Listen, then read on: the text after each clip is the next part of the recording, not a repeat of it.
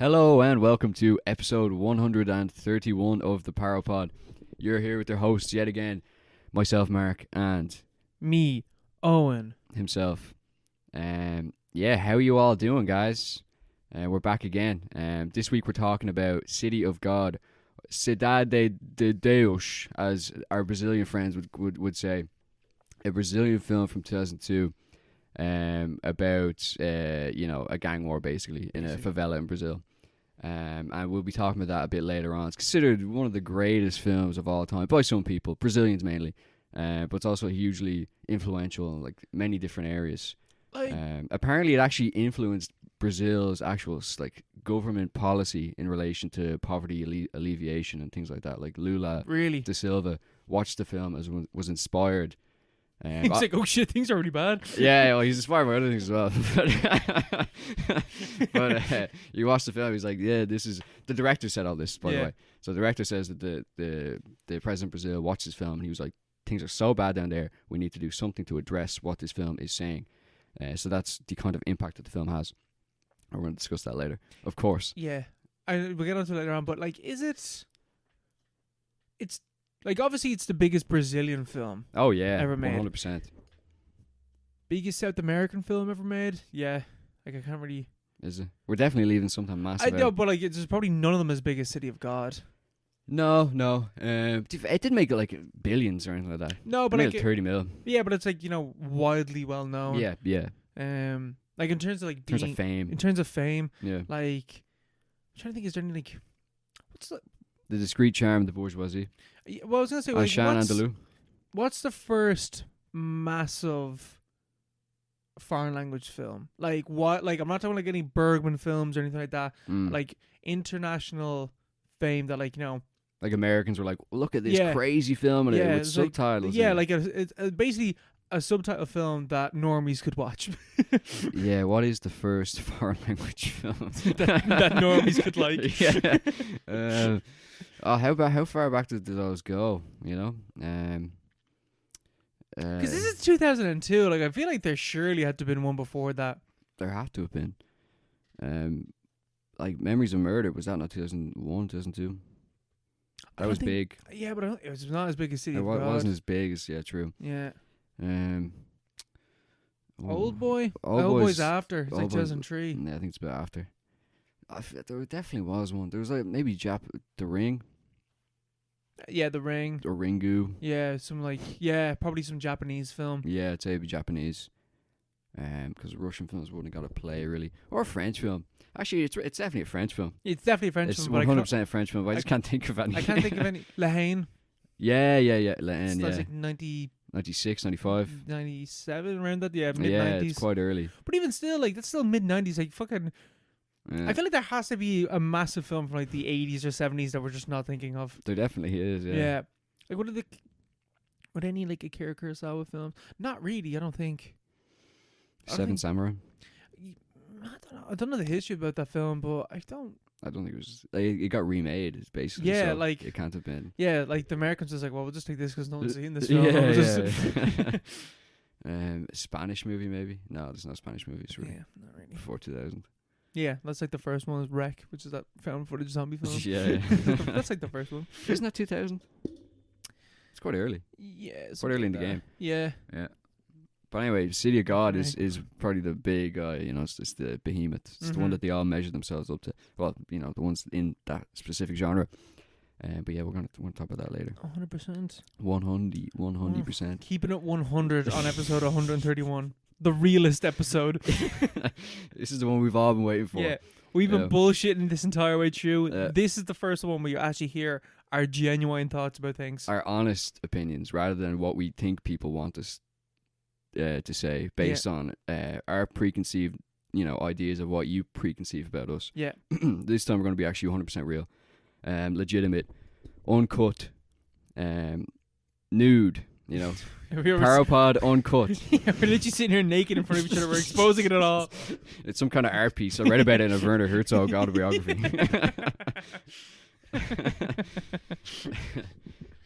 Yeah. So how was your week? It's been 2 weeks. It's been 2 weeks. Yeah. Oh fuck! I fucked up.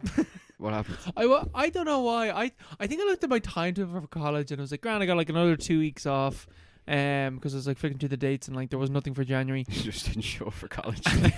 And then I wake up at 10 to 10 on Monday from texting to the group chat being like, "Hey guys, can't wait to see you at 10." I was like, "What?" And I looked at the schedule. I was like, "Fuck." So I missed my first day back in college. But I was back in on Tuesday, so it was all good. Your college crew send good morning texts. It was more so like, "Hey guys, get ready for semester 2." Like Oh yeah. like because it's only a year long course, so I was like, "Yeah, we're gonna smash our final semester." Yeah. Even That's though, nice. even though technically we got 3 semesters because last semester is just doing our final project. But yeah, it was just like, "Can't wait to see you all at 10." I was like, "Well, I won't be there." You just replied immediately. Well, I'm not gonna be there. Yeah, I literally texted and I was like, "I will not be there." I thought we still had 2 more weeks off. Oh, dire scenes. Yeah, Yeah, I miss a few tutorials actually as well over the Christmas period. too easy. It really is.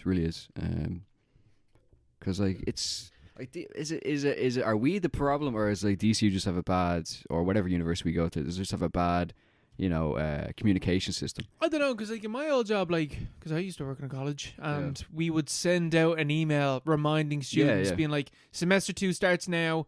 Here's your timetable." Attach it to the email. Being like, "This is your first day back. This is the time."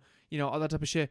DCU literally were like, "Here's your timetable will be available end of December." Yeah, you're on your own. And even at that, it was still changing up until a week beforehand. Yeah. So like, mine was the same. We had one. It's before the course even started, so half people hadn't even signed up yet. It's back in August. I just got it. I signed up on the day, so I got given the link like an hour beforehand. Hopped in, and it was just the chair of the course going through a lot of slides. Like, this is what you're gonna be doing. These are your modules. Yeah, this is your timetable. The timetable was just like a rough draft. It was like, there's going to be 2 classes in October, 4 classes in November, or like stuff like that, like with these modules. And then these modules are going to be like this. But like, it's all subject to change. It didn't have like any precise dates, or like semester 2 is basically just like blank. Oh, who knows? It was just like, it's like, we don't know what's going to happen in semester 2. And obviously half the course weren't there. And then when a tutorial is happening, or like they change the date, they don't announce it anywhere. And so like, anytime I'm in a class or I'm in a tutorial, a lot, like, the course is mainly people who are like quite a bit older than me, like 10, 20 years older than me. Yeah. So like half the class, it'd be a 1 hour tutorial. It will go on for 1 hour and 45 minutes because they all need to complain about, like, because they missed the class before this. Yeah. And it's all different people each time, because they missed the class before. Yeah. And then the person that missed that class will be in the next class. But the person who's complaining in the other one is like, it's just... So what I'm hearing, Mark, is that you should just go in and complain, be like, "I missed the last 2 classes because it was my fault." Yeah, give me a pass. That's because even like during this week we had our schedule was booked in for 12 for a class, so we're all rock up at 12. Lecture's not there. We emailed the lecturer and he's like, "Okay, yeah." So they were trying to change the timetable again, and it updated on the lecturer side quick before it changed on the student side. So the day before our class was scheduled, they were still changing things. Yeah. And he's just like, I'll get this sorted. You can now decide, like, would you rather 12 or 2 p.m.? 12 p.m. please. I'd like to finish early. Especially because like it's video, so we have to go out and around and video stuff, and that's clearly better to do in the middle of the day than it is when things start to get dark. Yeah. So definitely. yeah. But even at that, like, I don't understand, like, I worked at the college, and I know how schedules work. Like, you can't be a pain in the hole, but fucking do it, bro. Get it done beforehand. Yeah, just do it, yeah. Just do the work. Like, because when I was working, we had to do it, the whole thing, like, before. Like, it was like, here's all your dates. These won't change unless someone is sick, and at that, we will reschedule or something like that. Or, like, it will be pre-recorded or something like that. But, like, seemingly in, like, big universities, they do it semester by semester. And even at that, it's like maybe it's just because it's a big university that they have staff changes and stuff like that. So maybe like you don't know who you're gonna have each semester. But I feel like you would know that. I feel like you should. That just make it more important to have very clear lines of communication. Send everyone an email saying, "Okay, change to this time, whatever." Don't know. Like, I have to go into. I found out last week I had an assignment due on Wednesday at like 10 or something, and I was there like sweating trying to get it done. And then I just read like an email from like a week beforehand. It was like, and it was someone had posted a question, like, you know, the announcements board. Yeah, yeah. And I went into that. I was just like scrolling through, and then I found another thing which I didn't get an email about. It was just the lecturer saying, "Oh yeah, the assignment's like pushed back 2 weeks." So I was like, "You could have told me." Yeah, you could have sent it an email. You could just sent. Yeah, you could have just actually sent out an email. Instead, we have to go through the fucking. It's like Facebook for DCU people. It's like, what is this? Why do I have to go through this thing? You know. Silly stuff. It's all the public money they get. Yeah. They used to be sitting around. Makes them lazy. Yeah, we'll get to that. This your class tomorrow. Don't know about that. Don't know. Don't know if that's going to happen. We'll see. Just show up and hope. Hope for the best. Yeah. Yeah. No, because in the video thing we have to go around and like do like quick little interviews and asking people what's your New Year's or like what are you doing for your New Year's resolutions. Every single person was like, I'm not actually doing anything. So I think New Year's resolutions, they're just not a thing anymore. People aren't arsed being better versions of themselves. And why should you? You're perfect how you are. Is that what you said in the video? No. That'd be a good take on the video. This is my message to the listener. You don't need to improve yourself. You're grand the way you are. Yeah, exactly. Yeah. There's no point trying to be better. Maybe read a little bit more. That's it. Yeah, it's not a resolution, but I just generally want to do that. Yeah. But I've been doing that I've been wanting to do that for a long time. It's not happening. But sure, look. Yeah, no, but I've had loads of people come up and ask. Well, not loads of people, like, you know. Queuing up to ask Mark, what's your resolutions, Mark? We need to base our choices off you. Oh yeah, I've had quite a few people ask if I have resolutions, and they usually do, but I don't have any. I feel kind of left out. Yeah, fair. Anyway, Mark, you're perfect the way you are. Thank you. Yeah, you don't need to change. Maybe cut back on the drink. Marco, what have you been watching this past 2 weeks? So I watched a number of things. I actually watched too many things, and I actually forgot some of the things that I watched. It happens. But yeah, so I watched a film which you've watched before. Mm-hmm. Well, one of them. Wait, which one of them? Oh, sorry, yeah. Both of them. Creep. Creep. Okay, you're gonna go Creep. Creep. I've watched Creep 1 and Creep 2. I haven't seen Creep 2. So Creep 1. I forgot I've seen the other films you were going to talk about. Yeah. We've seen them all, except I haven't seen your films. Now we know who the real movie watcher is. Yeah, the movie watcher has entered the chat. So Creep 1. Creep 1 is a found footage film, horror film, thank you, which is available on Netflix, of course. It's got that Netflix. Oh, no, it's Disney Plus, isn't it? No, it's on Netflix. Sorry. I watched on Netflix. Again, I don't have Disney Plus anymore. Again, I cancelled my subscription. Again, I'm thinking about the other film that you watched.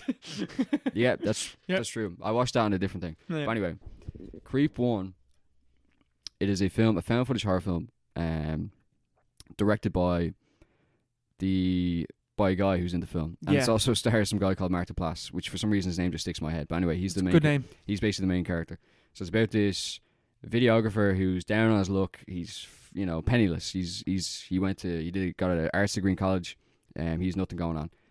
So he needs money. He gets on Craigslist and he goes, and he responds to this ad. Easy money, looks like $1,000 to film me. I have terminal cancer and I want to film like basically a goodbye video for my son who was like unborn and will outlive me, obviously. I won't be able to raise him. I want to say goodbye or help raise him beyond the grave.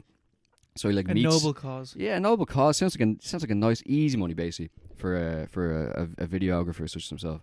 And so he goes out and he meets this guy in like a remote location, and it's just him and this guy. His name is Joseph, and the videographer's name is Aaron, and the whole film is shot POV from Aaron's point of view, obviously, and it's 90 minutes of him slowly and then very, very quickly understanding that there's something seriously wrong with him, that something is not right. Is he oh god, what's the word I'm looking for? Is he a weirdo? He's a bit of a strange character, I'd say. He's a strange dude. He's an odd duck. An oddball. He's an oddball. A weird cunt. Yeah, he's a character. Yeah. A creep, you might say. That's the title of the movie. Yes. That's what he actually he drops the title. I'm At a one bit point. of a creep myself. He What are we? Some stares sort of directly in the cat. What are we? Some kind of creep? and yeah, the whole. It's like it starts kind of slowly. I just kind of feel unsettled. Because this guy's just weird. He just acts strange. He has this kind of weird look about him. The character there, your man Mark Duplass playing Joseph, the creep, does a really good job, I think, for the most part, of portraying the subtleties of it at first, and then the complete and then opposite end of that. and then he goes ham because he starts telling all these stories to Aaron about, like, he's like very troubled, and it's like people committing suicide. And, I don't know. I actually can't really remember because I remember the second one's fresh in my mind. But he goes off on all these like spinning these yarns, Mm-hmm. and they're kind of inconsistent. Aaron's getting a bit antsy. He's like, "What the fuck is happening here?" And then he has this really weird story where they're like drinking, and he wants to do this big monologue, basically nearly saying goodbye to his son, and he reveals this really dark secret where your man Joseph reveals this he tells this story of this time that, like, I don't know, it's some fucked up thing about his wife having sex with a wolf, and then he goes in and like rapes his own wife, and it's like, what the fuck was that story about? It also has nothing to do with the film. It doesn't come back into it at all, except for the fact that he's the wolf guy. Yeah, He wears the wolf. but he's just spinning all these crazy stories. And obviously, Aaron hears the story and he's like, "I'm getting the fuck out of here." What the fuck was It's that? like, and like you made a good point before the start of the show, where it's like, at this point, it's like, this guy's clearly a serial killer. Get the fuck out of there. Yeah, get out of there. Or there's like something, he's obviously going to murder you, and he tries to leave but he can't, and it's like kind of back and forth. And he has this whole thing where he puts on Joseph puts on this mask. He puts on this wolf mask. Yeah. It's like the most iconic scene from this film. Yeah. I'd never actually seen it, I've seen it like. but now I see it more, obviously. Yeah. Because the algorithm or whatever. I just know the a lot of you probably know the poster of the guy standing with the backlit. Yeah, just at the top of the stairs. Whatever. Yeah, it looks like The Thing nearly. Yeah. But yeah, they have this kind of weird chase scene where Joseph is role playing as a wolf, as the predator, and Aaron is obviously the prey, and they're trapped in this house all alone, and Joseph has his car keys. This is after Aaron tries to drug him with Benadryl or something to make him fall asleep. It doesn't work. Yada yada yada. Film goes on for another like half an hour, 40 minutes. Yeah. Where it's like a cat and mouse thing, because Aaron escapes. He ends up escaping. It's not immediately apparent, and because it's all kind of told. It's told quite well from like a found footage standpoint, I think.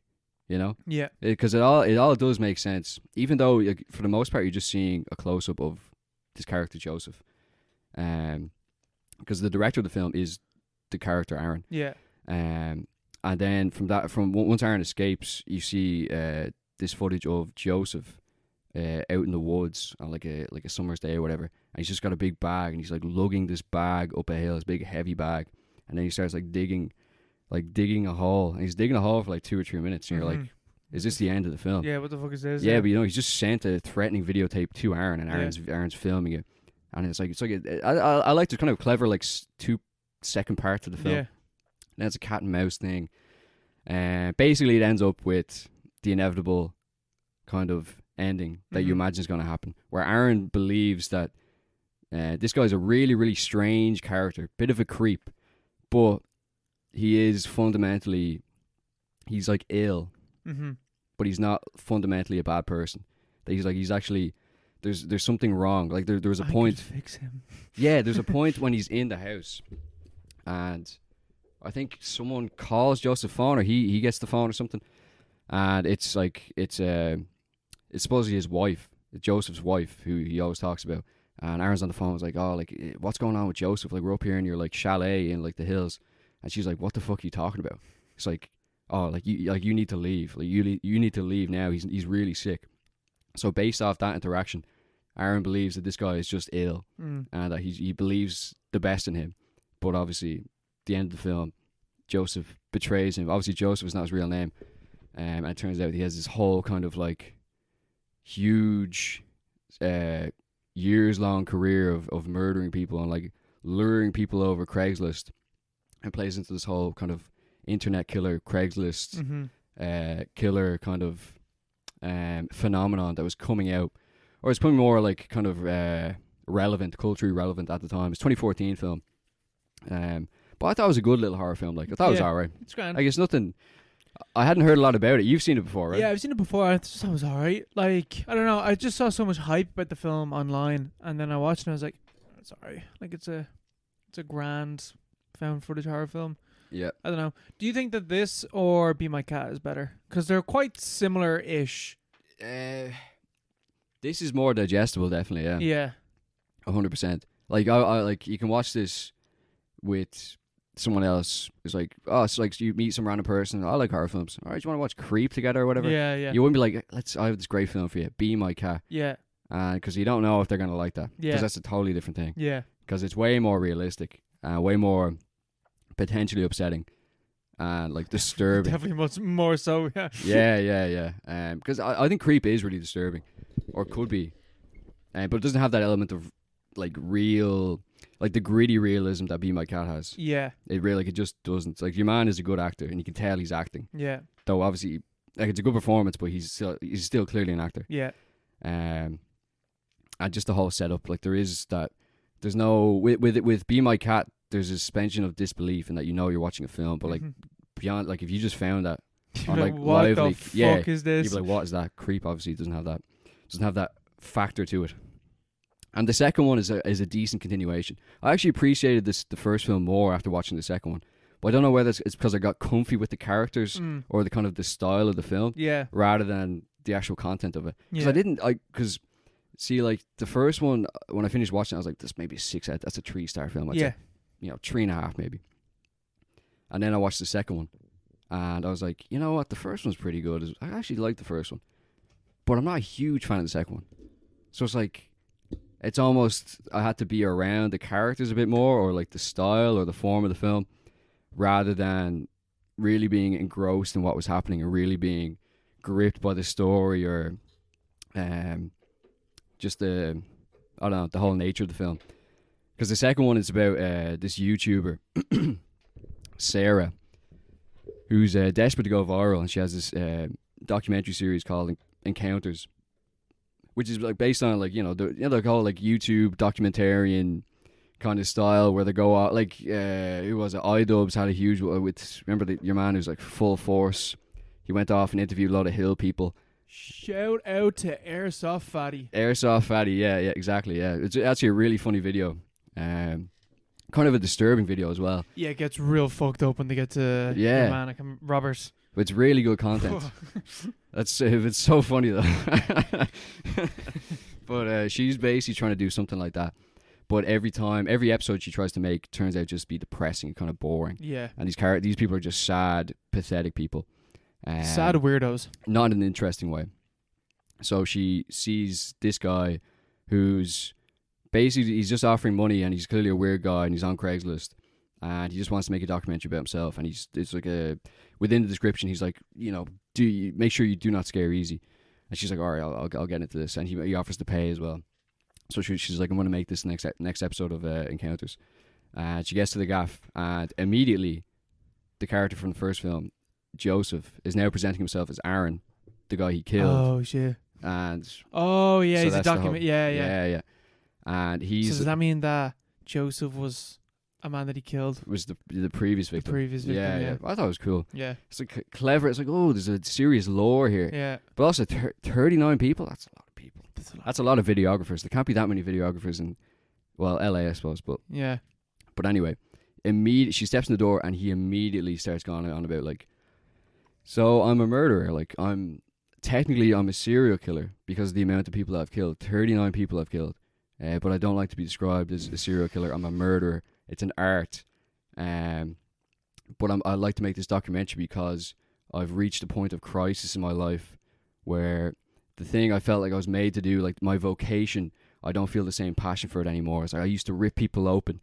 I'd look at their entrails, and I'd commune with God, and I'd see all these flowers and petals, and I'd see the universe in their guts. But now I feel nothing. It's a transactional relationship with my victims. And she interprets it kind of as like oh, he's just fucked in the head. He's playing a character, and she tries to play along with it. It's the same kind of cat and mouse dynamic, back and forth. But she's a much more difficult mark, basically. Yeah. Because she actually doesn't scare easy. Like, she tries to match him to every level, and even when he withdraws or he gets a bit, or he tries to escalate, she'll escalate with him, or withdraw with him, or like pull him back up and try to get him more agitated.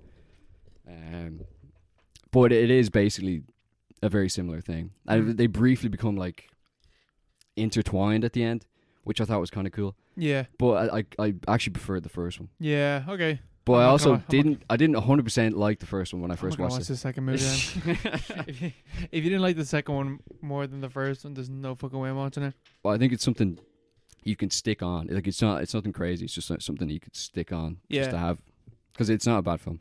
Neither of them are bad films, but they're just not. If there is hype, I don't really see what the hype would be about, because it kind of reminds me, like, the mumblecore horror films that remember your man Ty West would do, and remember You're Next. A lot of the actors in that and the production staff would have been involved in that kind of movement. Yeah. Which is like low budget horror films that are, a lot of them were found footage. A lot of them were very, it's just characters kind of like talking to each other in like remote places. Yeah. It's kind of like that, but like slightly higher budget. What's your thought on like found footage films? Take it or leave it. Yeah. It really depends. It's just a format, isn't it? Yeah, like It really depends. Because like I've been thinking a lot about the history of found footage films, especially after watching Be My Cat. Because I think that like Be My Cat was one that was like, that's such a innovation, I guess, on like the format of what you could do with found footage. Like if you get really meta with it, it like becomes something else. Because like I always feel like you look back at like the history of found footage films, and depending on what you take as the first found footage film, most people would say Cannibal Holocaust, but there's actually a film called The Connection from 1961, which is like technically a found footage film. Yeah. It's like a mockumentary, but at the start it says like, oh, I was given these tapes and I've made this film. So, okay. Yeah. So technically it's like it's found footage, but like the style of it is a mockumentary. So it's like a technicality. But like you look at like the history of it and like all these films, the fucking Cannibal Holocaust, the people literally had to go to court to prove that they weren't killed, that it wasn't real. Yeah. And they had Blair Witch, similar thing, people thinking it was real. Mm-hmm. And I think like after Blair Witch, the films didn't have to have this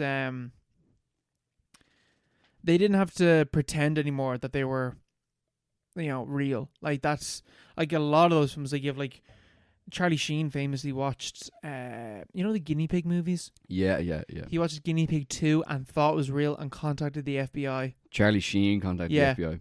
Yeah, being like, I'm after watching a snuff movie, and they investigate and they're like, there's a fucking writer and producer and there's like, like this thing got a cinema release and stuff. You've seen them, haven't you? No, I've never seen them. Really? Yeah. I've seen screenshots. It's just I've seen gore, so like I've seen limbs cut off. Yeah, like that's all. Well, how did Charlie Sheen get? Like, why did he pick that up? Given it by his mate, and I'm assuming that he watched it on like Michael Jackson, mad fucking coke binge. Yeah, and I was like, holy shit, what the fuck is this? He just got power off his bean. You just call the FBI. Yeah. So like the found footage films, and then you have like August Underground also like trying to be like realistic in its depiction of that type of stuff. But again, that's like early 2000s.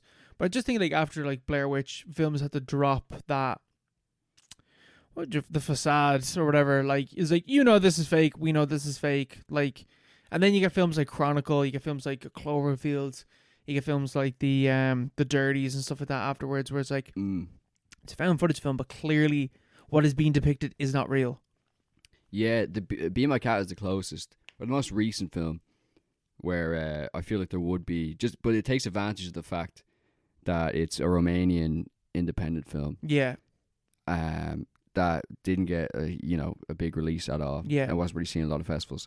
It leverages that to kind of revive that sense of realism. Like that question is like, is that it could be if you uploaded that on YouTube with some fucking you know, like the automatic uploads where it just has the date on it. Yeah, It's yeah. like you could fool some people into thinking that was real. Yeah. You know, but yeah, it's harder and harder now.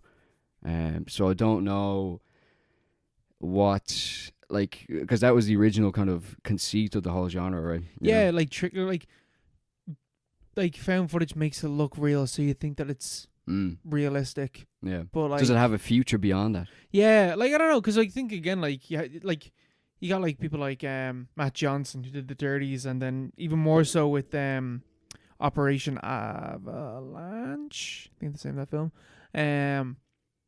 Where like clearly you're watching a movie, but it's using the format to do something else. But again, like the Dirties is about like a fella. It's like you're watching a soon to be school shooter making a documentary, or making movies, whatever. Yeah. So like just like found footage, like that's again tied to this whole conceit of like you're watching these weirdos who've made these movies and there's something fucked up with them. Yeah, I suppose. Yeah. I think you got the Paranormal Activity movies as well, but again, did people fall for maybe they did. Did people fall for Paranormal Activity? I don't know. It was in cinemas. Yeah. So if something is in a cinema, it's just kind of, this is alright. Yeah. This must be professionally produced. Yeah, surely this is not. It was a good I've example though. I've never seen Paranormal Activity. I've seen Paranormal Activity 2, and it is one of the most boring films I've ever seen in my entire life. So I think I'm okay with not watching this genre or that series. Skinamarink. Yeah, well, What do you think of that? That's not even found footage though. It's just shot on a fucking shitty camera. Is it? Yeah, like it's not found footage. It's not like nanny cams or anything like that. That's not supposed to be. No, it's not. It's CCTV. No, it's just a shit camera. Oh, They just used a shitty camera, alright. a shit cheap camera to make it. Supposed to be like we talked about already, like Wreck, like that was again like early 2000s. And the zombie movies are clearly that's not real, but like Yeah. it's I don't know. I think the found footage genre, like it's a bit of a dead end, perhaps. I don't know. It's just there's just been so many shit ones. Because it's too easy to make. Yeah, You know. like they're very cheap to make, and most of the time, again, it's just a genre that as well is just like most like the vast majority of found footage films are horror. Yeah. Because yeah. obviously, like, you couldn't ties do a into romantic comedy found footage film, you know. yeah, that'd be fucking weird. Yeah. So that has its limitations. Yeah, I think as well the fact that it's found footage, so like it had to be found to like Yeah. Yeah. so like, oh, what happened to the person that made this? yeah. Yeah, so I don't know. Even like yeah, because even like you think that like the history of like found documents in literature and stuff like that. Like that's It's the same idea. what would I say, like narrative frame. Yeah. Yeah. Like Dracula's written as letters. Yeah. Yeah. And there's a few examples like forgeries and stuff, like literary forgeries, or like I can't even think of examples, but someone will go off and write a fictional account of something that was happening in the real world, but portray it as if it was real, and cause scandals and things like that. It was kind of like deepfakes, or fake news. These days. Yeah. But that's kind of the same universe as found footage, you know? Yeah. Because it is an artistic mode, but it's also like socially disruptive. Yeah. Whereas found footage kind of lost that. It doesn't really have that anymore. Yeah. If it ever really did, it's more for just for fun. But like you could have films in the future where it's just like, you know, here's Biden fucking a pig or something like that. You know, those obviously be banned. But maybe there's something there that could evolve. Would you tie? Because I guess like the whole thing again of fan footage films, like it's meant to be realistic, but like, and I like it can play on audiences that way, like with stuff like Orson Welles' War of the Worlds and stuff like that. Yeah, that's not found footage, but it's a similar thing. Same idea, yeah. Same idea where you stumble across this thing and you think that it's real. Mm-hmm. And like Ghostwatch, have you seen Ghostwatch? Yeah, Ghostwatch, yeah. We did that in college, yeah. Yeah, like that's not even found footage, but like it's the same thing of like tricking the audience into thinking that it's real. And that thing really fucking worked. Like that, you couldn't get away with that these days. No, because people know straight away, like, there's no way this is real. But also, if the BBC tomorrow decided to broadcast a 1 hour special or whatever, where they're like, the UK is run by a secret cabal of fucking Illuminati pedophiles. People and would believe it, yeah. They're planning to nuke London and all the civilian population centres. Or Iran is planning to nuke London. 15-minute special on BBC News, just for a laugh. Like the people involved would be put in prison. Like, yeah, you wouldn't. Like the only way that you could do that is if you faked something like like a terrorist attack or something like that. Yeah, or like an alien invasion. Like, obviously that wouldn't work. Really. I don't know. Maybe an invasion could work. Maybe. Like, what would actually work? Because obviously, like, even like terrorist attacks or like wars, you couldn't even make that up before because it was like public order disturbance. Yeah. Or Don't whatever. do that. You actually can't do that. It's always been illegal. Alien invasion is possibly the only thing that you could. Is probably the only thing that you could do. Yeah. There's stuff out there about that. You ever listen to like there was this radio station in the US like in the early 2000s. It was Art Bell who did it. It was like this radio host. He's just this crackpot chap who's just mad interested in paranoid. Like, he do stuff about Bigfoot and like other cryptids and stuff like that. But he'd also do other like conspiracy. He's kind of like Alex Jones, but like way watered down. Yeah, he's just conspiracy radio host. But he'd also do stuff about aliens. And the Area 51. He'd always call it the Area 51. It's very official sounding. But there's like clips on YouTube, which are pretty compelling to listen to, where he's clearly gotten someone to call into the radio show and give like a really like realistic emotional account of what they saw at the Area 51. Yeah. And why it's like a massive danger to the people listening, like, as we speak, and gives like a vaguely plausible scientific jargon ridden explanation for how the aliens got here and why they're not being revealed to the public. Yeah. And he's like, the guy on the other end of the phone be like crying, like panicking. It's like they're like closing in on me. And Art Bell's like, "Can you hear me? Can you hear me, listener? Sorry, we're breaking up." And it's like it's clearly choreographed, but it's done so well that does make you actually like it does. You actually suspend your disbelief, whatever disbelief is there. You want to believe it's real because it's so compelling. Yeah. So that it is there, but it's not really done anymore, is it? Yeah. I think the only way as well that you could do it is if you had like a coordinated like Twitter upload as well of people at the scene uploading shit in real time. That has to be, that will definitely be a real thing. Yeah. You know? Like deep fakes and stuff. Yeah, like something, or like, like it's like we've reported that like especially on like this zombie outbreak that's happening, and there's people uploading images like shit to Twitter to like, so if you want, because obviously that's the thing as well, like, people just immediately go into like Instagram or whatever, or like Twitter to like check to see what people are saying, and if they had people uploading stuff at the same time, or like just before, and then you have this breaking news come on or something like that, I don't know, like something like that is like possibly the only way you could like trick people into doing it. Some kind of like, because then people would believe it and it would become real.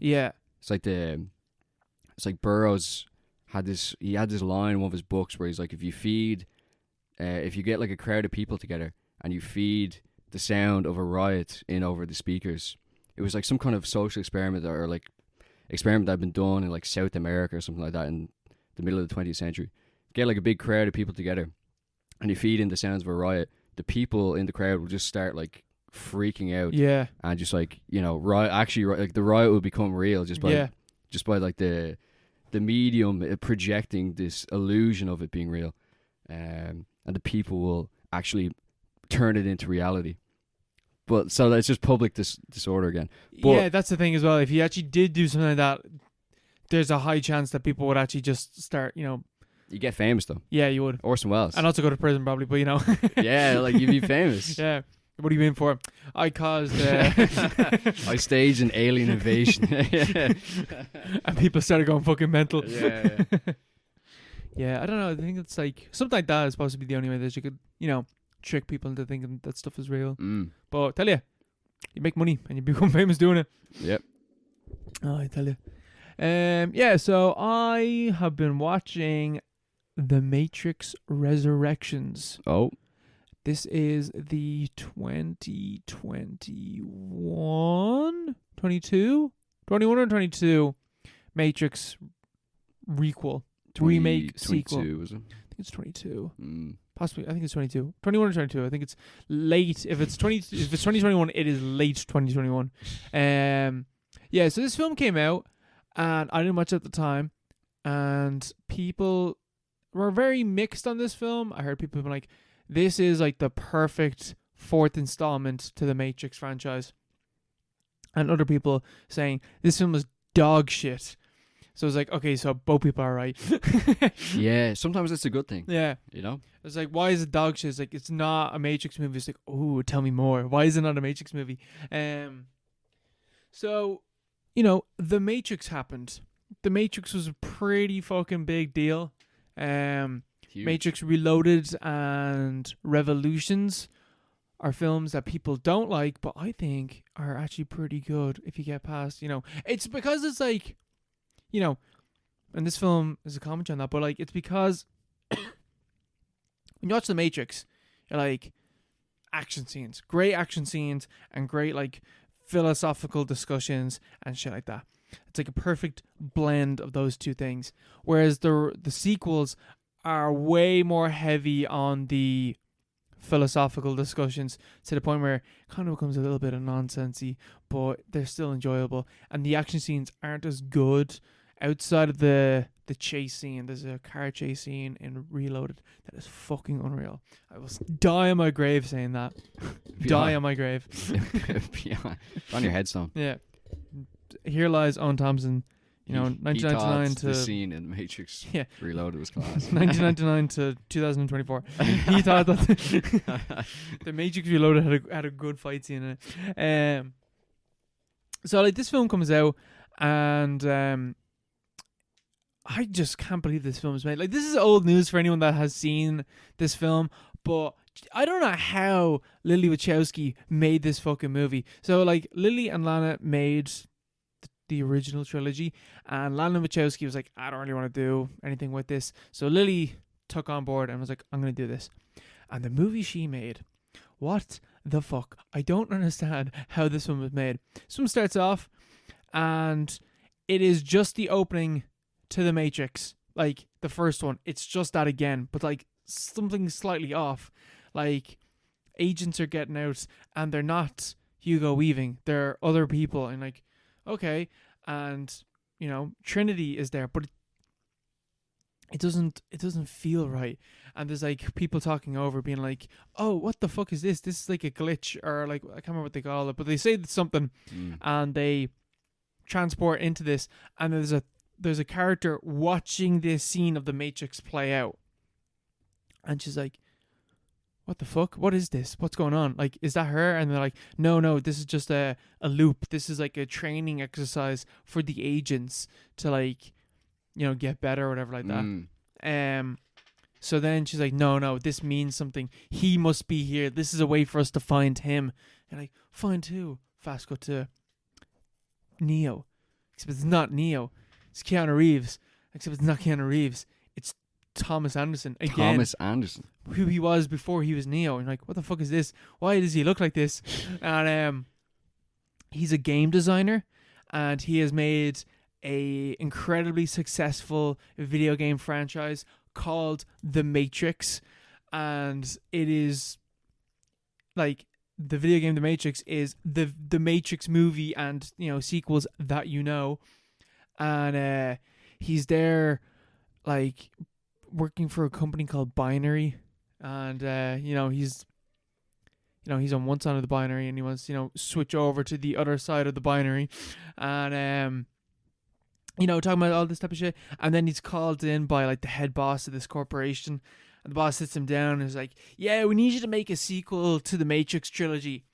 And Thomas Anderson's like, well, I don't want to do that, like, the story's over. And the guy's just like, listen bro, top dogs at Warner Bros have come down. They want us to make a sequel to the Matrix trilogy. So money talks. The story's not over. You got to make a new one. I don't care how you do it. Remake it, make a sequel, do something like that. I don't care. We just need one. So like, literally, this film is saying, listen, bro, Warner Bros wanted this, so here you go. Yeah, that's bold. The balls. The brass balls. And so then you get a scene, like, it's like Thomas Anderson's living the same day in every day, and he is being told that he is mentally unwell, and that because his character Thomas Anderson believes that the Matrix is real, but he's being told by everyone around was like, no, you're just not well. Like the Matrix didn't happen. You're just not right. Yeah. And Neil Patrick Harris is his therapist, being like, listen, just take these pills, you'll feel better, and they're blue pills, and you're just like, yeah, nice callback. Yeah, and he's he just keeps taking the pills, and I also forgot to mention that one of the agents self-realizes that he is a combination of Agent Smith and also Morpheus. The agent is? Yeah. So one of the agents realizes like, no, he's not. He's like partly Agent Smith, but he's Morpheus. So this is the Morpheus of this film, because Morpheus didn't come back, right? Yeah, Morpheus didn't come back, but this is the Morpheus of the film, and like I can't remember the guy's name. He's in stuff, but I can't remember his name. And he's like, yeah, no, I'm Morpheus. Let me help you out. We can go get Paul Thomas Anderson. Where is this film going? We can get this guy in, don't worry.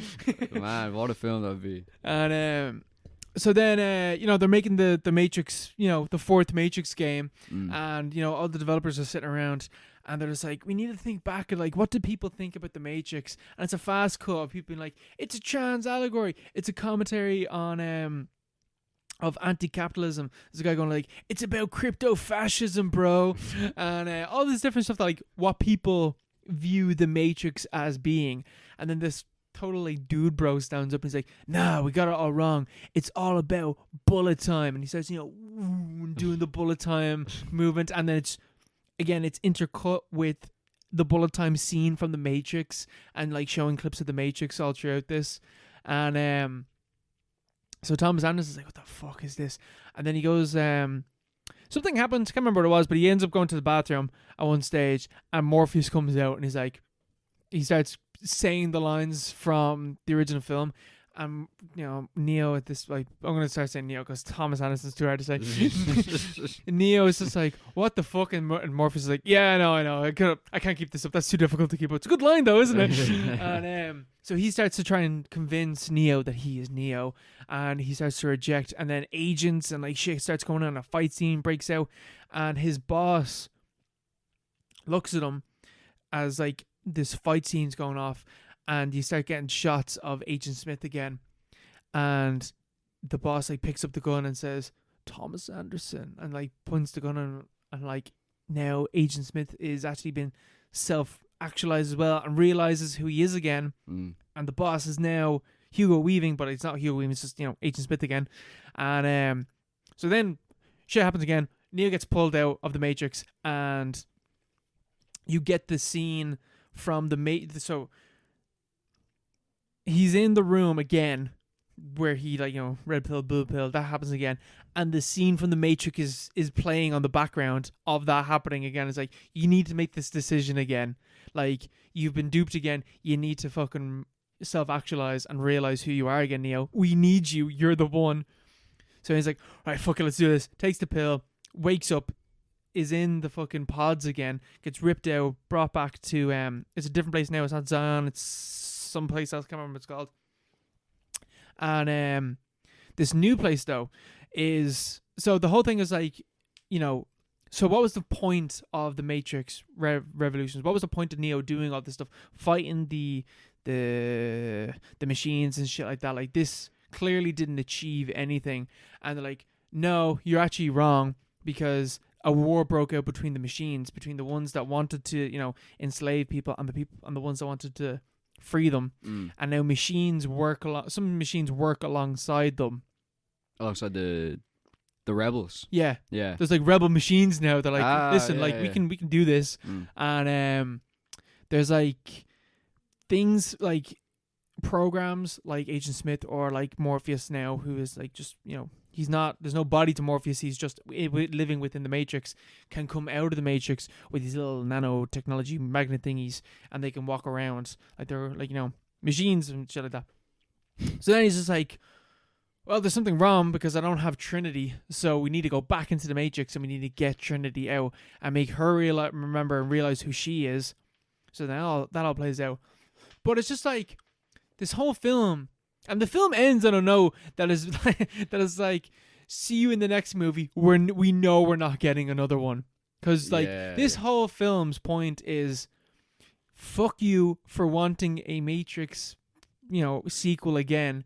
This is what you get, and we are purposely like not giving you anything that you wanted from the Matrix film as like a general audience. To the people that knew there was a trans allegory, we see you. This is what this film's all about. Yeah. It's all about crossing over the binary, realizing who you are again after detransitioning and retransitioning, and finding out that like who you truly are, and you are powerful for who you truly are, and all this type of stuff. It's like mad. Wait, so Trinity never shows up? No, she does. Yeah, she's in the Matrix as well. There's clips of her, the shot like scenes with her and Neo, but she has like a different life, and they keep them away because so Neil Patrick Harris turns out to be like the big bad guy, and he's like the like creator of like the original Matrix. They realized that it didn't really work, and what the fuck was it? They're like, we realized that like mundanity or whatever like that wasn't enough to keep people in, so we needed to give people the perfect balance of hope, and also the way to keep people within the Matrix was to, I can't remember exactly what it was. It's something along the lines of giving people enough hope that things will get better, but nothing ever gets better, and things will only slowly get worse. Yeah. And like that's like, that's like the commentary on this one was like, we know how to keep people in the Matrix now and just give them enough hope that things will be better, but nothing will ever actually get better. Wait, that's the message. That's like that's how they keep you trapped in the Matrix. Yeah. And you got to realize that like you need to latch onto that hope and like push forward through that hope. Break through the pod, man. Yeah, that sounds really cool. I have to say, I did not hear anything about this film at all. I didn't hear like a whisper. I assumed you'd seen it and didn't like it. No, I'd never seen it. Because I don't know anyone else who's seen it. I don't think no one's ever said it to me. I haven't seen anything about it. I just remember when it came out, it was very, very polarized in terms of how it was received. People either kind of liked it based on what I read, or they didn't like it at all. Yeah. So I just assumed it was like, oh, it's just kind of a shit sequel. Yeah, it's not. But that sounds like a totally different ballgame, like the whole, it kind of makes you want a sequel, but that's the kind of the point of the thing, isn't it? Lana, get out of the Matrix, man. Make the Matrix real. Lily Wachowski knew what she was doing with this film, and she was like, Warner Bros, you wanted a sequel? Well, I fucking gave you one, you fucking dickheads. Yeah, it's pretty intense. Well, why didn't Lily? I don't know. I don't think she's like, I did that. I did the Matrix. I don't want to do that again. Yeah, that's a pretty cool way to go out, though. Yeah, because they don't remake any other films, do they? They make like some stuff. Like they had a TV show like a while back called Sense8. Is that? Oh yeah, my dad watched that for some reason. I've never seen it, but apparently it's really good. My dad liked it. Yeah, so but I only got one season and cancelled. Yeah, but apparently it's like great. I just never seen it. Yeah, it made 160 mil off 200 mil. Budge. Yeah, so there'll be no sequel there. But yeah, no, that sounds really interesting, I have to say. It sounds like a real, like obviously Matrix is very, very meta, but like meta. Yeah, meta. There's a word for that, but I can't remember what it is. But yeah, no, that sounds really cool, I have to say. I must say. I must take that on at some point. My mom really likes the Matrix. So. Yeah, it's on Amazon Prime. Oh, I still have that, so I'm going to say that. Yeah, so Just stick it on, I say. Yeah, tell you what. Oh, the fire is on. Knock back on that fire. Will we go for a quick break? Why not? Mark, you watched something else. I watched Barbarian. Sorry. Singular. Yeah, because I misspelled on a docket. Anyway, I watched Barbarian, which I hadn't seen before. I heard a lot about it. I hadn't heard a lot about it. I had an impression of it which was false, because I watched a trailer for it in a cinema maybe like 2 years ago, and alongside this trailer, it was some horror film. Maybe it was a film that we've seen, but it was some horror film, and it showed Barbarian and it showed bones and all, and I remember watching the 2 trailers and I was like, together, combined, they might make an interesting film. It's like the actual like the interest factor in both trailers is like, I might be interested if it was, amalgamated into one trailer. If Timothy Chalamet was in Barbarian, Yeah. Oh yeah, if he replaced Skarsgård, it changes the fucking game. But no, I thought both looked kind of mid, and I thought they were for ages. Did you watch Bones and all? I did not know. Oh no. Apparently it's alright. Yeah, apparently it's pretty good. Yeah, Carl said it was pretty good.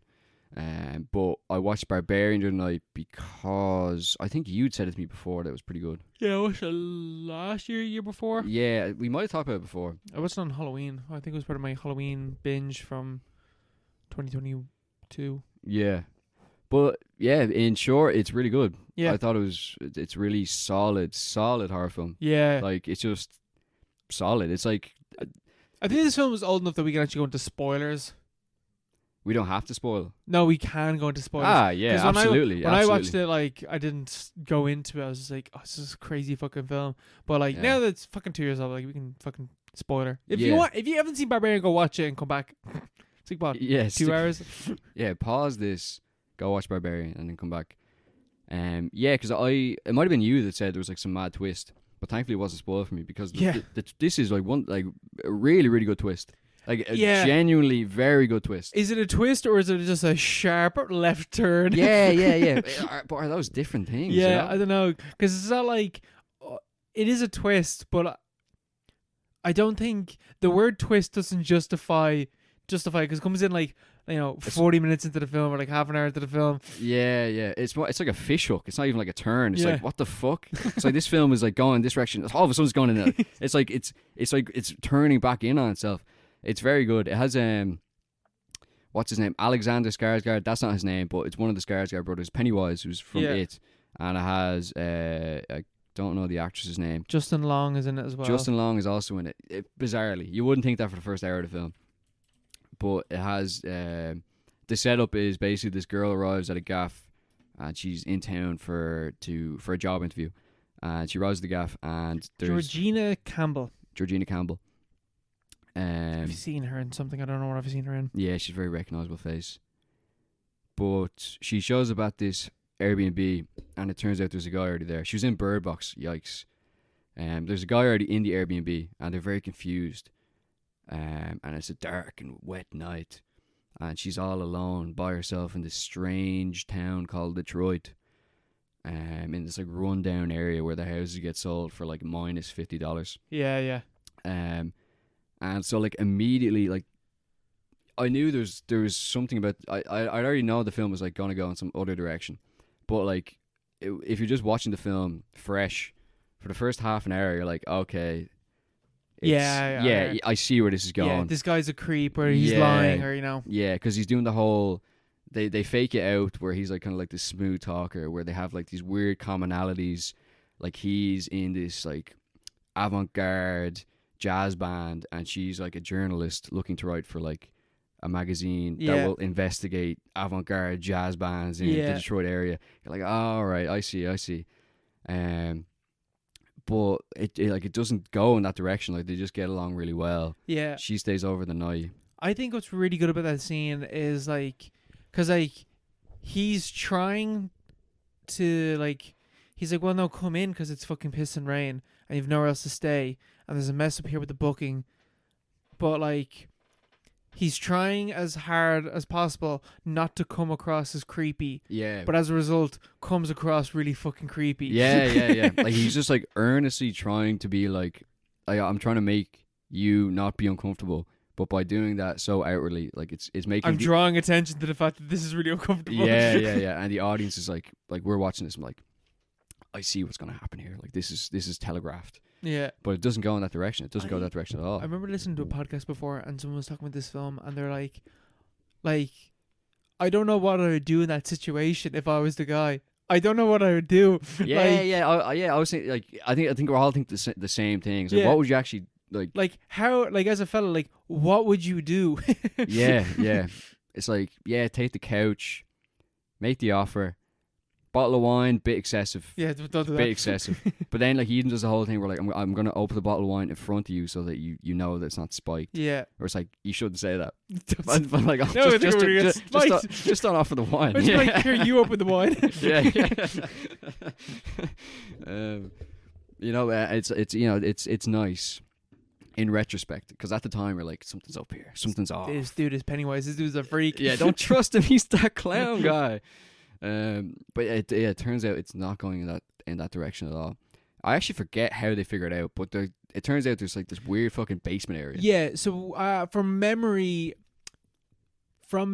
her door opens at night, and she looks out, and he's still fast asleep, and she's like, "Oh, what the fuck?" Yeah. And then he goes missing, and she can't find him anywhere. And then she starts wandering around, and she finds a door in the basement, and there's a weird fucked up room with a camera and a bed. Yeah. And then she keeps going down the tunnel. Yeah, no, she finds the room with this like piss stained mattress with a camera pointed at it. It looks like Joseph Fritzl kind of stuff. And she goes back upstairs, and he's there. And she's like, obviously, like, let's get the fuck out of here. Like, there's something weird is happening in this house, and there's like some really there's a bizarre room downstairs. We need to leave, like, which is perfectly reasonable. But he's also like perfectly reasonable response. He's like, all right, let's just like calm down. Like, we've nowhere else to go. I think it was in the middle of the night as well. Like, I'll go down and check it out, and like, you wait for me here, like, please. And he goes down and he goes to check it out, and we only see him one more time in the rest of the film, which is just such a bold move for a film to make. For like your most famous, like presently your most famous actor in the film. Because at that stage you don't even know that Justin Long comes into this film. This is nearly an hour in, or maybe 45 minutes in, like halfway through the film, and you kill off your main guy. that fucking bit is so good as well. Yeah, because she follows him back down, and there's this whole other area. There's like a secret room off of the secret room where you open a door, and it's like the Conjuring it's like the Conjuring stairs. It's black hole. Yeah. It's like you see like the earth around it. Like, this is just like uncharted territory, but there's sounds going on down there. I can just hear him be like, help. It's like, is this a trap?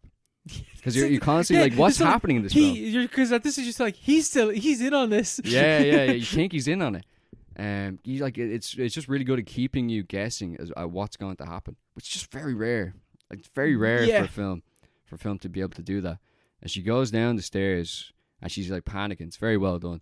She's freaking out, obviously, because she's conscious of like there's the door down to this dungeon area also closes, like very very it just closes automatically, and then you're locked in. And she goes downstairs and she finds him in the darkness, like through shouts, because he's like crying out for something terrible seems to have happened, or something terrible is about to happen to her. You're not really sure. Like, she's just fumbling around the darkness. Who's the prey in this situation? Yeah, like, what exactly is happening here? And then all of a sudden he just like emerges from the darkness, and he's like pulling her in towards the tunnel. He's like, we have to go here. We have to go deeper into the tunnel. She's like, why? Like, we need to leave. We need to get out of this gaff, or house or whatever. And he's like, no, like, something bit me. Like, we need to leave now. We need to like go in the other direction. She's coming from the direction you want to go in. And then all of a sudden, out of nowhere, it's just like a hand comes out of the darkness, grabs his head, and starts like slamming it against the walls. And it's just like, he's bloody. You can see he's like his skull like caving in. What the fuck's happening here? What is this film? Yeah, this like fucking huge woman just grabs me like, what the fuck is that? What is that? It's not hinted at any other point in the film. And then it just cuts. Yeah, it's a great, like, it's just so, I just really liked how well done it is. The first like 40 minutes of this movie are fucking like perfect. Literally perfect.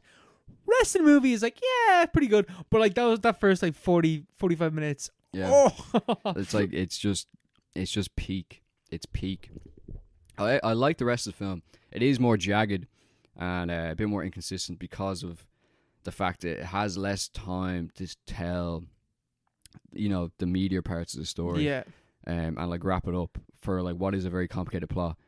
And it also time jumps like 3 or 4 times because like after the cut where Skarsgård's character dies, completely unexpectedly, suddenly we're in 80s Reagan America, where we're just following this guy around, like this middle-aged man, and he's going about his life,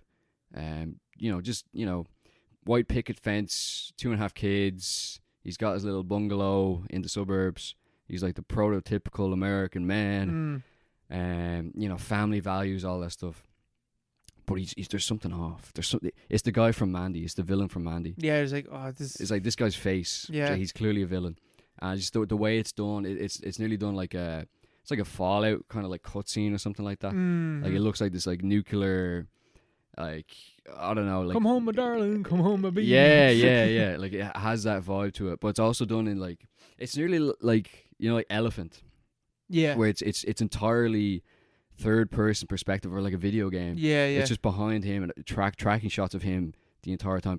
Like stylistically, totally different from the rest of the film. Yeah, I thought that was really cool. I loved that part. Yeah. I thought it was very interesting. And he goes into the woman's house and he leaves. He's just like, oh, I'm here to check whatever. And she's like, oh yeah, fine, yeah, sure. It's the 50s, like no stranger danger. Yeah. And he just like unlocks the bathroom window and he's like, yeah, everything's fine here. And yeah. He poses as like a boiler man or whatever, or a council worker, and gets into a gaff, unlocks the door, and then leaves. And then he drives home. It's just him going about his daily life. Drives back to his gaff, and goes inside, and we can see that it's the same house that the main characters were in just before this scene. Gets to the back of the house, opens the door where the bedroom is. I can just hear screaming, like a woman screaming, and he shuts the door and the scene ends. It's like at that point, it's like, what is this film? Yeah, it's like this guy is a serial killer, but what the fuck was that thing down the tunnel? Yeah, like what was that thing? And it is all eventually explained as to what's going on. Yeah. And it's just like, because they really build up as like as well that I can't remember, someone says something, or like she reads something somewhere where it's like the woman in the tunnels isn't the real monster down there. And when I heard that, I was like, whoa, what the fuck is going to be down here? Yeah. and then it's revealed that it's your man, and like he's been this like serial killer, rapist all throughout these years. And the woman that's in the caves isn't the real Barbarian. The Barbarian is him. And also just men in general, because like you get the scenes with Justin Long's character that he is a fucking scumbag. Justin Long just comes into this as like a minor celebrity who gets Me Too'd. Or not, he doesn't get Me Too'd, he's just a rapist. Yeah. It turns out he's a rapist, and he has to deal with the fallout for his career, and he's losing loads of money, he has to pay for the trial. So he decides to sell off his Airbnbs. One of these Airbnbs is the one the one where the story takes place. So he ends up in the house, and it all goes tits up from there. He ends up in the tunnels. He finds the girl, and they have to deal with whatever the hell is happening with this crazy like 8 foot, bizarrely like 8 foot tall monster woman. Yeah. And then he finds the serial killer as well. And was it the serial killer commits suicide? Yeah, because he's like, I'm gonna have to call the police. And he's like, you're not getting me, because he's he's like bedbound and all fucked up. Yeah. He's on the verge of death, and he points at a video cassette, and Justin Long just takes it and like puts it in, and it's a video of him killing like a young woman. Yeah. And he's like, what the fuck is this? Like, you're a sick bastard. And then your man just picks up a gun, shoots himself in the head. Like again, so what the hell is happening here? Yeah. What is this film? And the part where they escape and they end up out in the street. That is one of my, like, because that could have gone so wrong. Yeah, that could have gone. It could have been too bombastic. It could have been the CGI. Could have been a bit dodgy. It's all very low lit. It's like it's at night, so it really works because the CGI isn't amazing for the monster woman, but they do make it work with their surroundings. The bit where she's falling. Yeah. Did you laugh at that? No. Oh yeah. But it looks. Yeah. It looks. It just looks so like the jump is just so. She looks like a frog or something. Yeah. It looks silly. And then Justin Long, because you think like Justin Long's gonna like not like redeem himself, but he's just like, oh, like we can get out of this, and then he just like shoots her to fucking. Well, like I'm gonna run and save myself. Yeah. And he gets fucking mangled as well. Yeah. She grabs him by the head and squeezes his eyes. and he like rips his skull apart. The gore is very good in this movie. It's as very satisfying. It's very satisfying. I love the part where so like they escape out onto the street, and the homeless guy who the girl character was afraid of at the start of the film, and who warned her basically about the horrors in the house. Yeah, don't go in there. There's worse things in that house. He collects them outside basically, and he brings them off to a safe spot by the water tower, and they're like recovering and like thinking of what to do next. Like, are you sure it's safe here? He's like, in all my years, that bitch never bothered or never tried her hand at coming towards these parts. And then she just steps out of the bushes and like rips them apart. it's I laughed so hard. I thought it was so funny. Yeah, there's not a comedy with just like people dying really abruptly in this movie. It's like he's like the good guy. He's like the savior character. You're not expecting that at all. He just steps out of the bushes and just rips him limb from limb. It's so funny. It's like she never dare come out in these parts. It's so good. Up. Yeah. But I love this. I thought this film was good. Yeah, same. I really love it. It's just a good, solid. It's not gonna like make waves for decades. Into the future. It's just a good, solid horror film. It's just a wild ride. Yeah. I really enjoyed it. Like, I think the film does have stuff where, like, you know, men are the real barbarians and stuff like that. But it doesn't really go into, like, it goes into it, but doesn't go into it massively. It's not like it doesn't have some, like, you know, crazy, you know, thought-provoking subtext to it or anything like that. Mm-hmm. Which I think, like, if this film had that, and like you could rewatch it, and like there's all these, you know, hints and stuff like that to like, you know, somewhat deeper meaning. It doesn't have any of that, but like just as like a wild ride, it's such a good horror film for that. Yeah, wild and ride. fucking scary as well for those first 40 minutes. Yeah, it is actually genuinely, like, you're kind of on the edge of your seat because you're not sure what's going to happen. Yeah, because it just goes in different directions. So yeah, I enjoyed that. Yeah, I enjoyed that. Should have watched it sooner. Yeah, should have watched it sooner. Good watch. Speaking about women in cinema.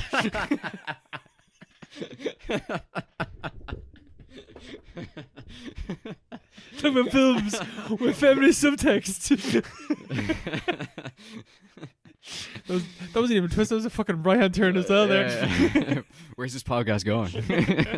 I saw Poor Things. I saw the new Yorgos Lanthimos. Yeah. Whatever the fuck his name is. The Greek dude. Saw his new film starring Emma Stone, Willem Dafoe, Mark Ruffalo, and other people that I don't know the name of. And this film is getting like big hype. Like I think Emma Stone won a Golden Globe for this. I think I'm gonna say she won a Golden Globe. She should have. If she didn't, she should have. And I've heard all this stuff about it. It's like, oh, it's just this fucking crazy fucking movie that's really good, but I didn't know anything about it. And then I heard, oh, it's like a spin on Frankenstein. I was like, ooh, that sounds good. And, you know, sat down, watched it, and wow, like, came out of this movie, and my number one thing was Emma Stone is probably the best actor working today. Like, Like, just think about, like, the films she's been in, like, other shit she's been in. Like, she's great in La La Land. She's great in this. She's great in The Favourite. She's great in, what's another recent Emma Stone movie? Spider-Man 2. Easy A, Spider-Man 2. Oh, Easy A, yeah, underrated. What other shit has she been in? Hold on, wait, I'm going to cheat here. Because I'm making this claim, but I can't think of any films that Emma Stone's been in recently. She was in Cruella. Oh, she's in Birdman. She would have done that. Cruella. Okay, whatever. She's in The Help. The Help. Remember that? But no, man. Like, she is insane in this movie. Holy shit. Emma Stone, 100% needs to win an Oscar for this. If she doesn't get nominated for this film, fucking disgrace. Genuinely. Fuck the Oscars if Emma Stone doesn't get nominated for this film. This is the final straw. I'm telling you. I'll never watch the Oscars again. She plays this character. Have we ever watched the Oscars? No, never. I've never sat down and watched the Oscars. Who the fuck's doing that? She plays this character, and, like, I'm going to go into, like minor spoilers for the film, but, like, it's not majorly spoilery because it explains what it is, like, in the first, like, 20 minutes of the film. Mm-hmm. She plays this character where they took the brain of a baby and put it into the body of a woman. And this is the result. And Willem Dafoe his name is, I think he's just called God. She calls him God anyway, and he's taking care of her. He has this disfigured face, and he's taking care of her. And he brings in like a college student in the surgeon lecturer shit, whatever the fuck he does, to come in and take notes on her and watch over her and to write down her progress.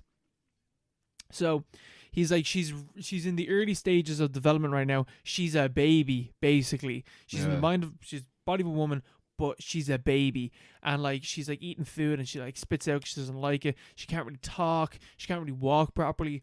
And basically what happens is, it is her progressing into like adult woman. But like, the way like in Frankenstein is like, I can't remember at the start of Frankenstein's like this, but the later stages when we actually get Frankenstein's perspective, or the monster's perspective, is he's really philosophical and he like thinks Very about wise, yeah. She turns into that like pretty like, not like quickly. I think the like, again, this is why I think that Emma Stone is amazing in this film.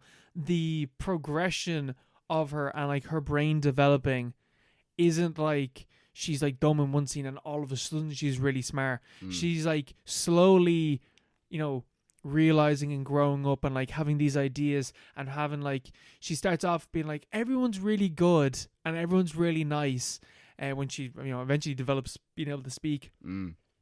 And she like then learns about the cruelty in the world and, starts to like philosophize against things, becomes friends with all these wide range of characters that all influence her and have all these other discussions about philosophy and like the state of the world. And a major thing in this film is that obviously this film is like 1900s or like, no, 1800s. It's like set in like 1800s. And there's bits where she walks out in Lisbon and she is seeing the world. We're seeing the world through her eyes, and it's like bright colors and like there's like flying machines in the sky and stuff like that. And, like, it's a fantastical world, and that slowly stops being the case. Like, we see the world from her eyes still, and it's no longer like that. I think exactly what happens is like it's black and white until she leaves. So basically, she's lived in this house like with the baby brain for like however long. Then she leaves and she goes to Lisbon, and then we're in color, and she's seeing the world in all these fantastical colors, and the color is constantly popping. And then later on in the movie, the color like drains, and we become more realistic, and like she's a woman. Yeah, all grown up. Yeah. She's all Rugrats grown up, and shout out to anyone that remembers that show. Great movie. Great show. Very good show. Great show.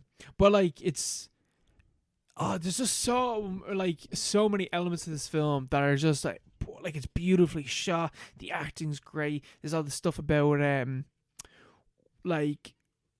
because she hasn't grown up in this society like other people around her, she questions a lot of things. And one of the things that she questions is like, well, like it's my body, why can't I do whatever I want with it? And there's a lot of fucking in this movie. There is so much fucking in this film, and some of it's a little bit questionable, because what happens is she got the baby brain. Yeah. At the start of the movie, she got the baby brain, and there are men that are like, you are a beautiful woman, and like she can't, she's innocent, she's very easily manipulated, and they really like that about her. And some men take advantage of that. In fact, I was actually argue there's like two dudes in the film.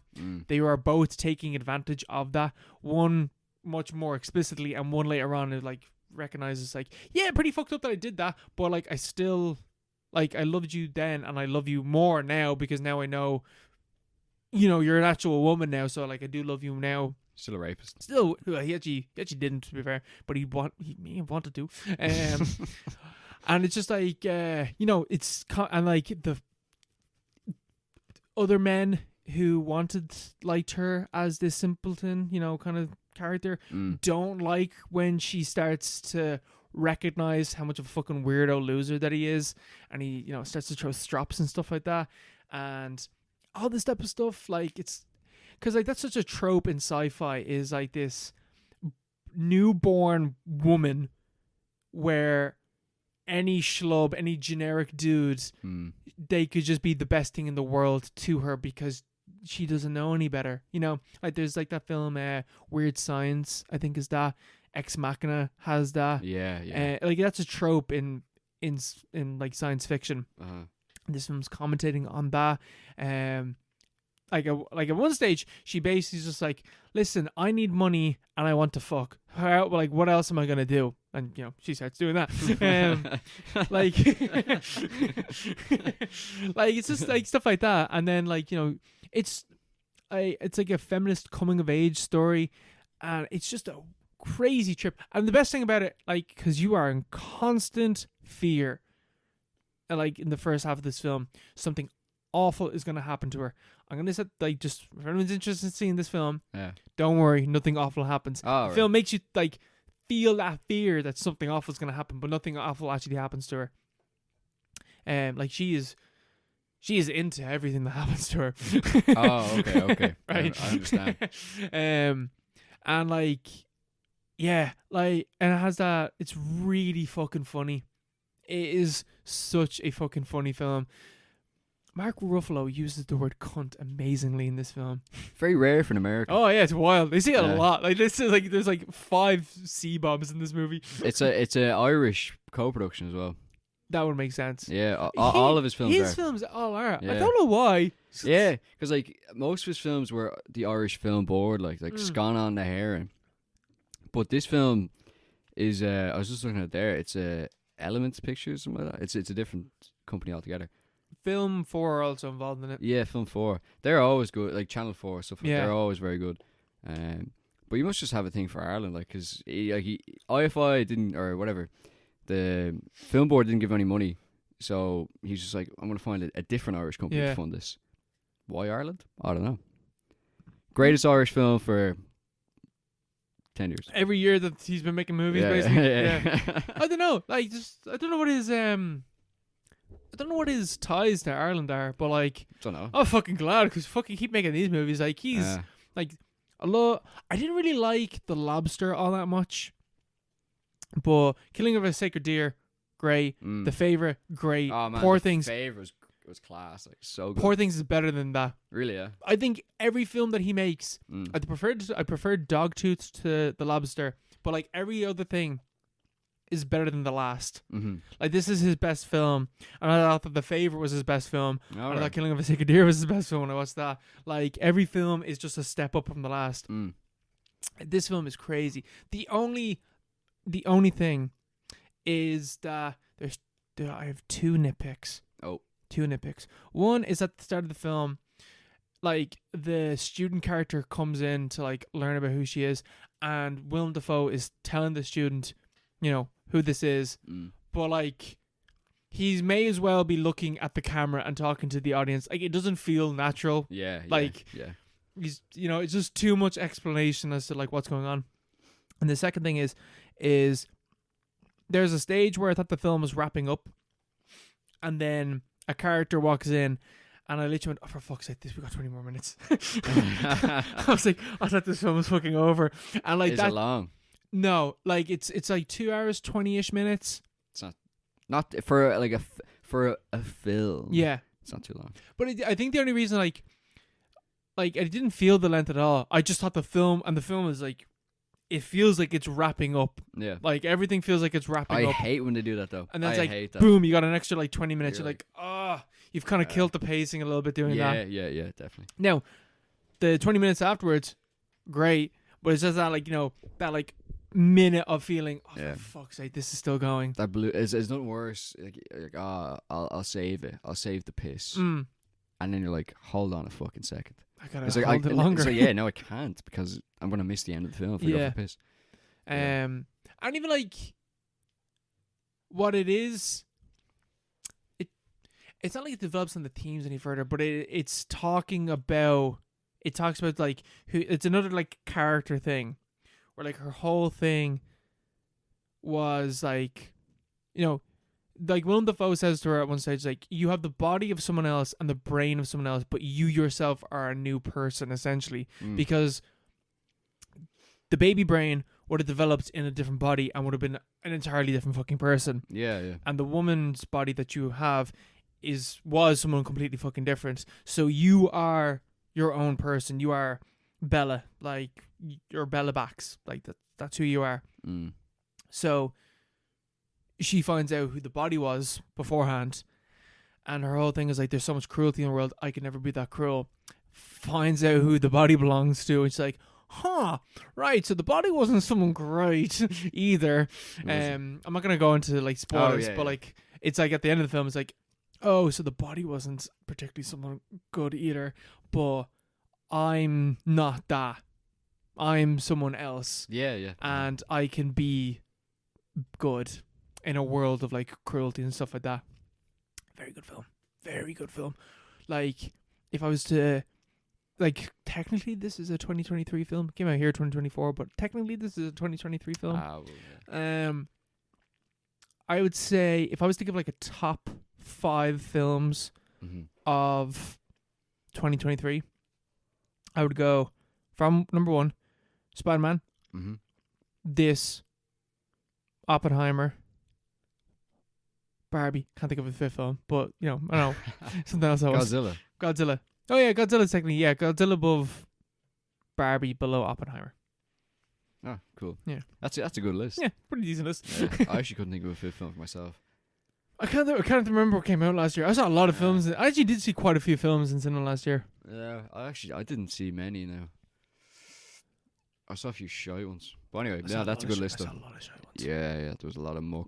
Saltburn? No, Saltburn was not top. You saw that 5. in cinema, yeah? Yeah, I did. Oh yeah, I saw as well. That's not top 5. I like, even if I only have 4 films so far, but I wouldn't put Saltburn in the top 5. That's just because I'm sure I saw something else. Yeah, I definitely saw something else. I swear. Yeah, that's a good top 5. Yeah, but this is tell you. It sounds very, very interesting. It sounds very good. No, yeah, this is really, really good. This is like easily like one of the, if not the, for some people, best film of 2023. Yeah. Like, even like, because I was watching the film and I brought Melissa to go see not King Kong, Godzilla. Didn't like that movie. She was like, that's the worst one we've gone to see. And I was like, that hurts. We saw some shit films. Yeah. That fucking hurts. Yeah. Or I'll say something like, shut the fuck up. It's like, we saw fucking Cobweb. We saw fucking Insidious 4, which aren't even bad movies. They're just terribly mid films. Like, don't do me like that. Yeah. So we were watching this film, and like the first like few minutes, I was like, "Oh, I think Melissa might fucking hate this movie." And then I turned to her, I was like, "What you think?" She's like, "It was great." I was like, "Oh, thank fuck." Yeah. Fuck. Okay, I redeemed myself. The relief. Yeah. There's always like, if I don't get this one right, it's like I'm gonna be banned from. The next 3 or 4 I can't movies. pick movies after this. Yeah. No, I'll definitely have to give it a go. Yeah, so much hype around that. 100%. I've seen so many good things. Lives up to the hype. Very good. 100% lives up to the hype. Good to hear. Yorgos back in form. Tell you, man, he's not like, that he ever fell out of form, but yeah, like the man just does not miss. Yeah. Man just makes consistently good, if not great, films. Like The Favourite is so good. The Favourite, man, I watched The Favourite first time on the plane over to Vancouver, on the back of someone's head. I was like, I fucking love this. I wasn't even locked. I was like, I fucking love this film. So whatever good. the hell it is, I didn't even know it was him. It was just something to watch. I was like laughing. I was like, remember we were all separated on the plane. I was just sitting beside some random people, just like laughing to myself. This is fucking great. I can't remember. Like, is it a bit where like Nicholas Hoult turns to like Emma Stone and is like, "Do you want me to punch you in the face?" or something like that? Yeah, it's just like just little like one-liners who just land. That it's in this as well. Yeah, he is a good comic director as well. Yeah, he is. I think it's like the off kilter of like, because his films are so weird, like just random bursts of comedy just fit in really fucking well. Yeah, and it's the same thing in this film. Like Willem Dafoe burps bubbles. Happens like 3 times. Never not funny because it's like really drawn out. Yeah. Mark, does our recommended film of the episode live up to the hype? City of God. Cidade de Deus. by Fernando Morales or whatever. 2002 film, Brazilian film. As we're talking about at the start of the episode, one of the biggest, highest profile foreign language films in the Western world by a mile. It's huge. It's massive. Mhm. Everyone talks about it. Big old movie. Not all the time, but people do talk about it when they talk about foreign language films.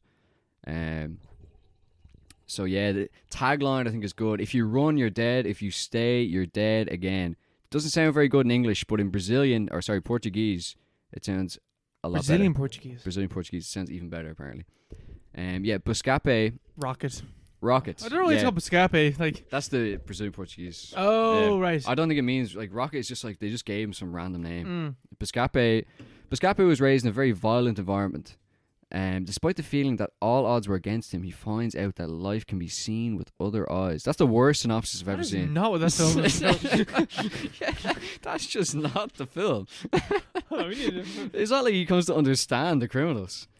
Well, I suppose he does, but like, hold on, fuck. We need a different fucking. yeah, let's just read out the Wikipedia summary. Yeah, hold on, I'm gonna go to IMDb. There you go. In the slums of Rio, two kids' paths diverge as one struggles to become a photographer and the other a kingpin.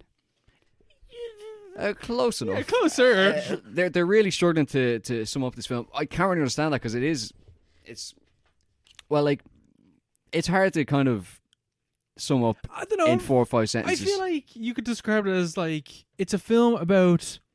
How would you describe it? Yeah. I would say City of God is, and like City of God is like it's a specific place in Rio de Janeiro. It's the western part of Rio de Janeiro, and it is about the development of City of God, and also follows the characters that have intertwining lives as they all rise up and grow up and Fallout, fall out and die and love and such. reproduce. It's like it's a crime gangster movie. An epic crime drama. Yeah. Drama isn't. It's like nearly an action movie. Yeah, in some scenes. When did Snatch come out? Snatch is 2001, isn't it? Snatch is 2000 as well. Like, stylistically, I'm not going to say it's the same thing. But Pacing. yeah, Yeah. those like fast cuts and just like, stuff like that. That's Uh-huh. all over this film. But City of God is better than anything that Guy Ritchie's ever made. Yeah. By a fucking mile. Yeah. Yeah. This is your first time watching this film. I've never seen this film before. In terms of the hype, I've heard a lot about this film. I like in person. It's quite rare that someone will say to me, "You have to watch this film." Multiple people are saying to me, "You have to watch this film." Even rarer. I eventually did watch this film, and I have to say it does actually live up to the hype. Not in like a lame kind of way where it's like, it's pretty good, Yeah. But in a way, it's like I can really see why people would like really, really attach themselves to this film, and why? Because it's kind of the Brazilian national film, nearly. Like why it would appeal so much, in that sense as well, because there's such a there's a strong sense of place, and there's such a strong sense of history as well. Yeah. Because there's such a huge scope to the film, in terms of time, in terms Spans 30 years. in terms of characters. 3 decades, not 30 years. 3 decades. Yeah. It's a long time, in terms of the amount of characters, and even just in terms of Places. as you said, like the actual development of the City of God, the whole kind of setup to the film for the first half an hour. The film's 2 hours and 10 minutes, which is really it's really not very long for the scale of at which the film is like kind of operating, because it is an epic. But the first half an hour, as you said, it's basically about the development in an indirect way, the development of the City of God favela in Rio de Janeiro, and the whole idea of that favela was that the dictatorship in place at the time wanted to remove the slum areas from the middle of Rio and put them out into the suburbs, which is like a common. It happened in Paris and London. It's like it happened in every city at some point in time. Brazil was just quite late to the game. Kind of always has been in certain respects. In those areas, the film doesn't go into a lot of detail about the political background or anything like that. Yeah. But it's all very heavily implied. Yeah. They're literally like, if you're a homeless, go live in the City of God. Yeah.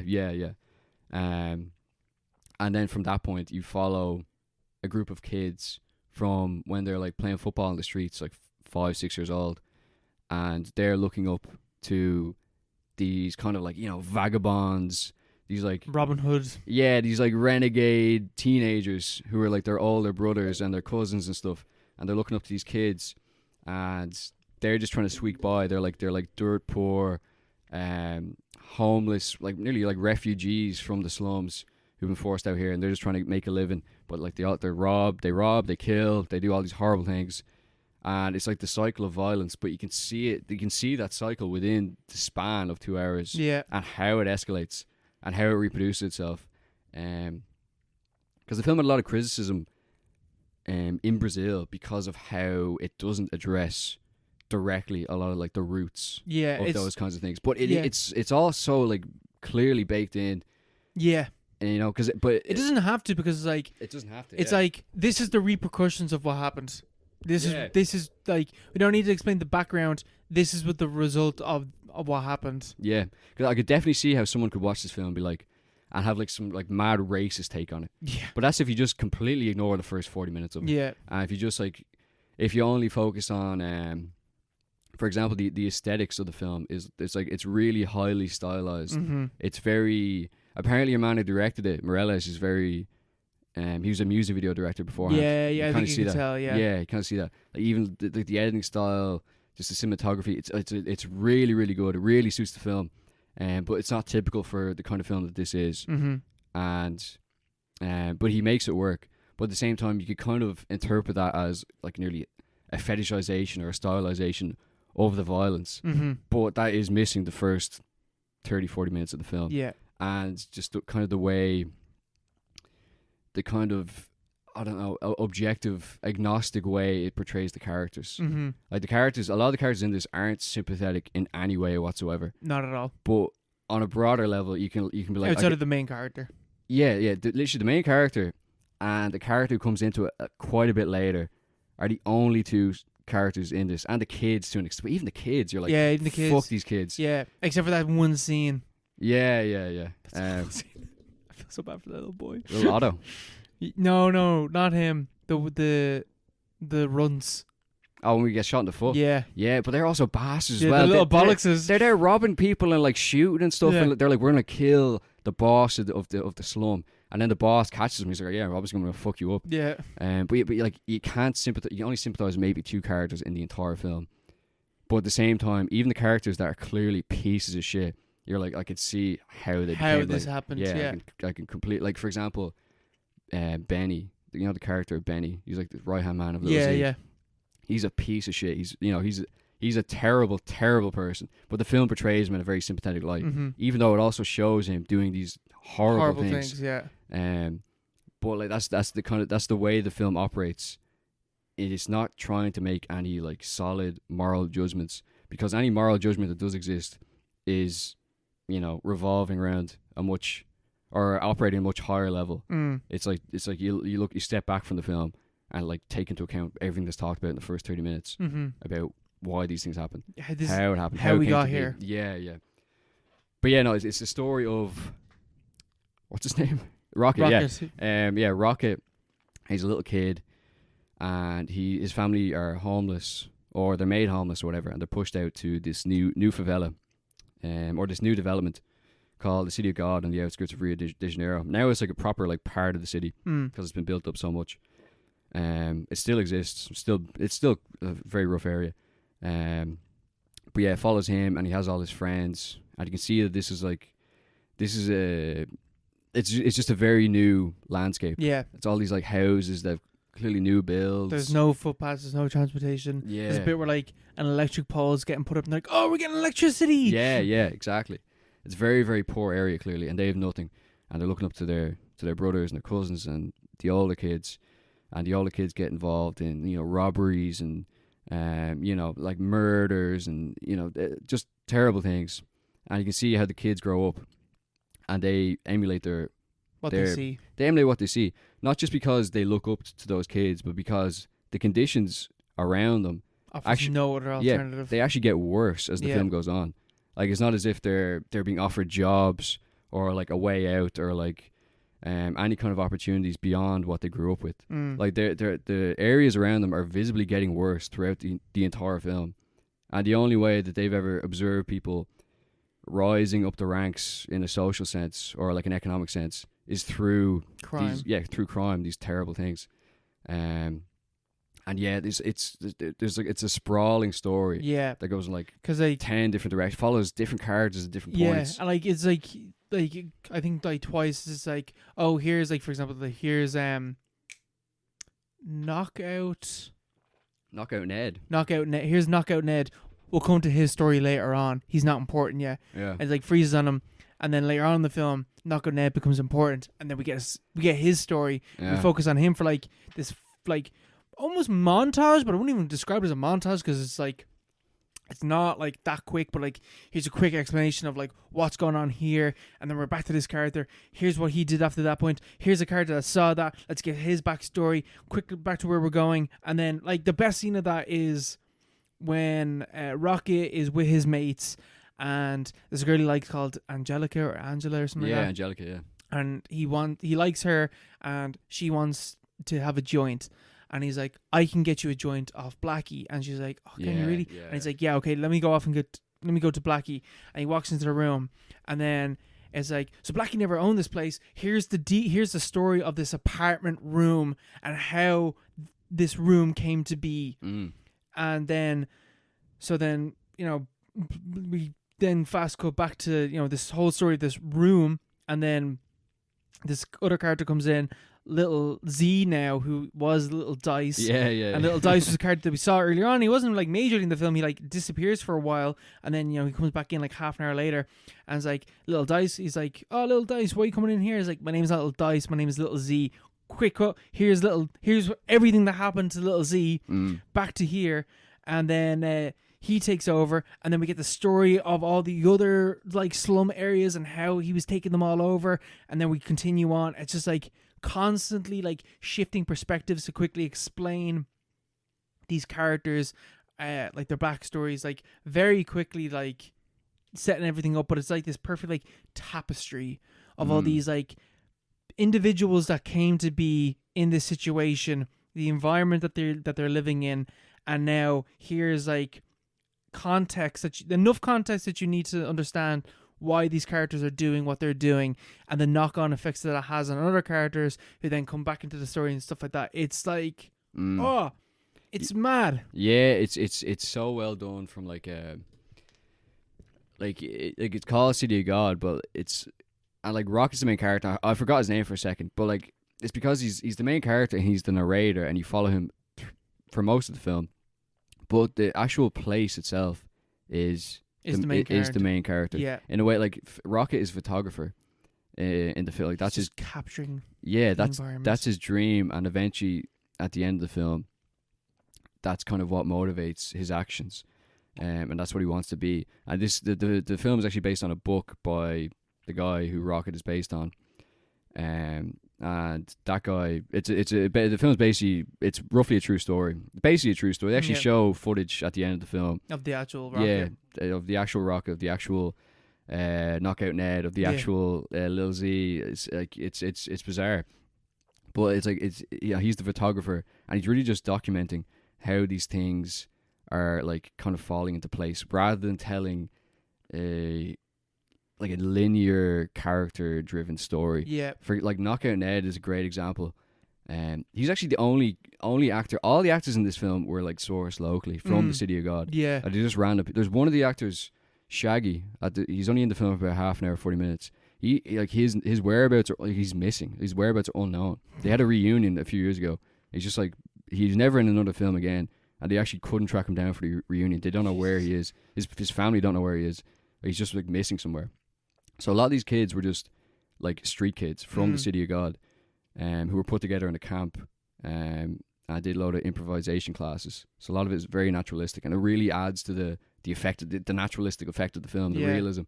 But Knockout Ned is such a great example of how the film operates, because he just comes in very late in the game.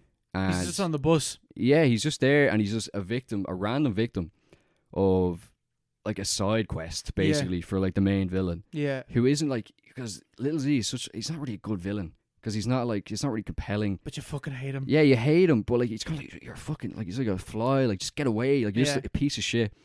Like what are his motivations? He doesn't really have any Well, motivations. his motivations become Kingpin. Yeah, but And like then that's it. yeah. He doesn't have. He's a fucking incel like loser who just wants to like dominate space around. But he has like nothing else beyond that. Yeah. But like that's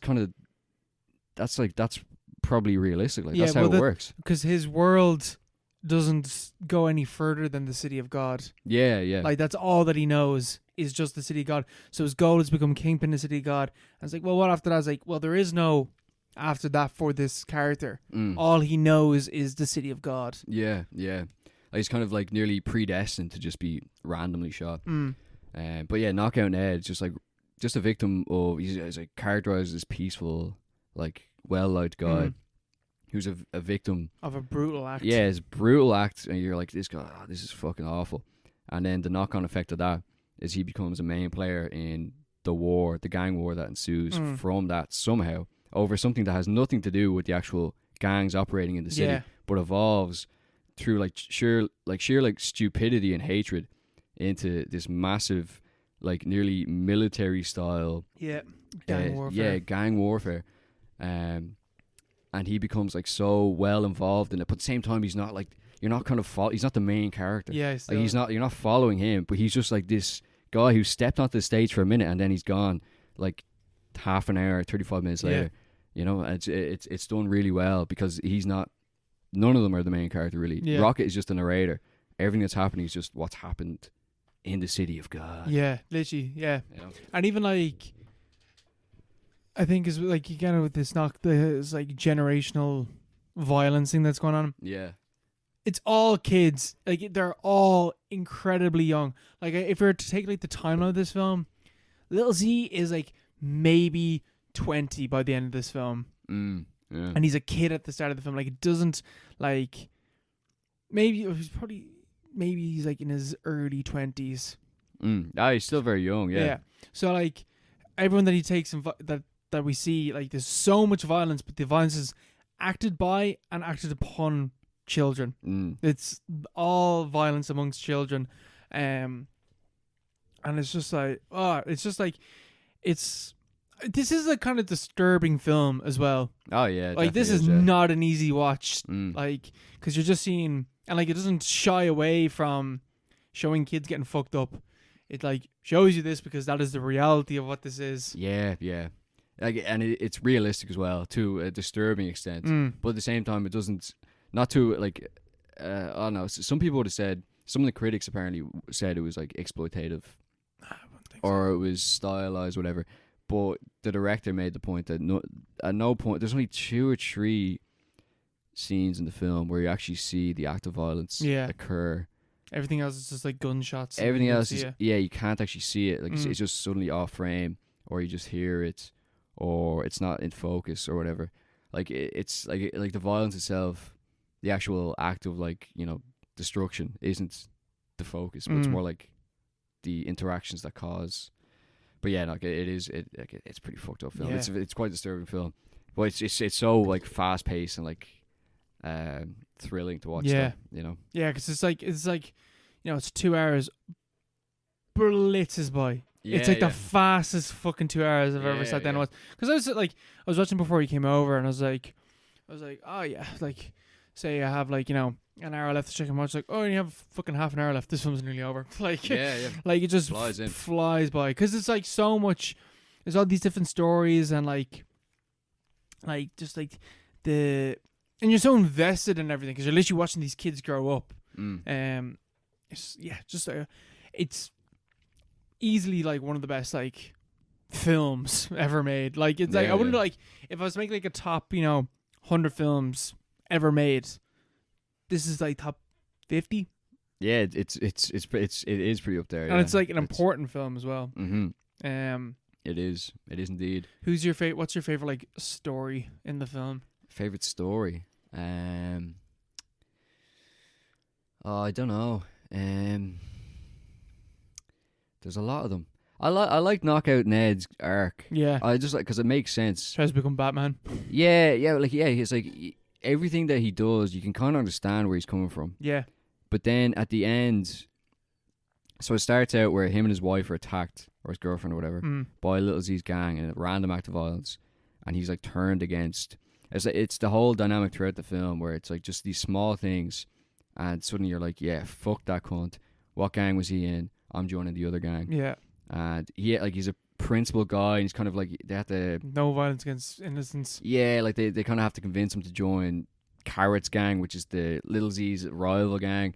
And then for like a year, it's said in the narration, he's nearly like, he's like co-boss of this gang, and he's doing like bank robberies and stuff. In the course of bank robbery, he kills a guard. He like breaks his own rule, and then was it 10-15 minutes later, it turns out he's like, it's this big showdown between the two gangs. One of the kids gets shot. He goes over to go help the kid. He has this. He tells Carrot to fuck off. Like, he's trying to help this kid who's injured on the ground, and he leaves to go get help. And the kid shoots him. He's like, "Oh, you killed my father." That's explained through flashback. It's just but it's not as dramatic as I just said it there. Yeah, no, it's way more subtle. Yeah, but it's like, it sums up the whole film, I think. Yeah, like just purely random, like just senseless. Like the knock-on effects that violence Yeah, has. yeah. So I like Knockout Ned's one. Yeah, Knockout Ned's good. Yeah. What was your favorite one? The Apartment. I just love the whole backstory. Yeah, the story of The Apartment. Just like so this woman owned it, then she got taken over by this dude, and then he got busted, and his favorite drug dealer took over, and then Carter didn't want it anymore, so he gave it to Blackie, and now Blackie's getting taken over by Little Z. Just like that. It's just that's like literally like 4 minutes in the film. Yeah. I was like, here's all the context you need for like this apartment that is cursed.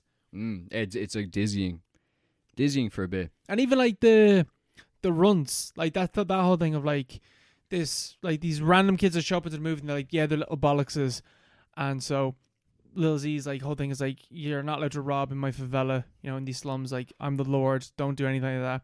These kids come in, they don't respect the law of the slums. They attack a place. He shoots 2 of them in the foot and then gets another one executed.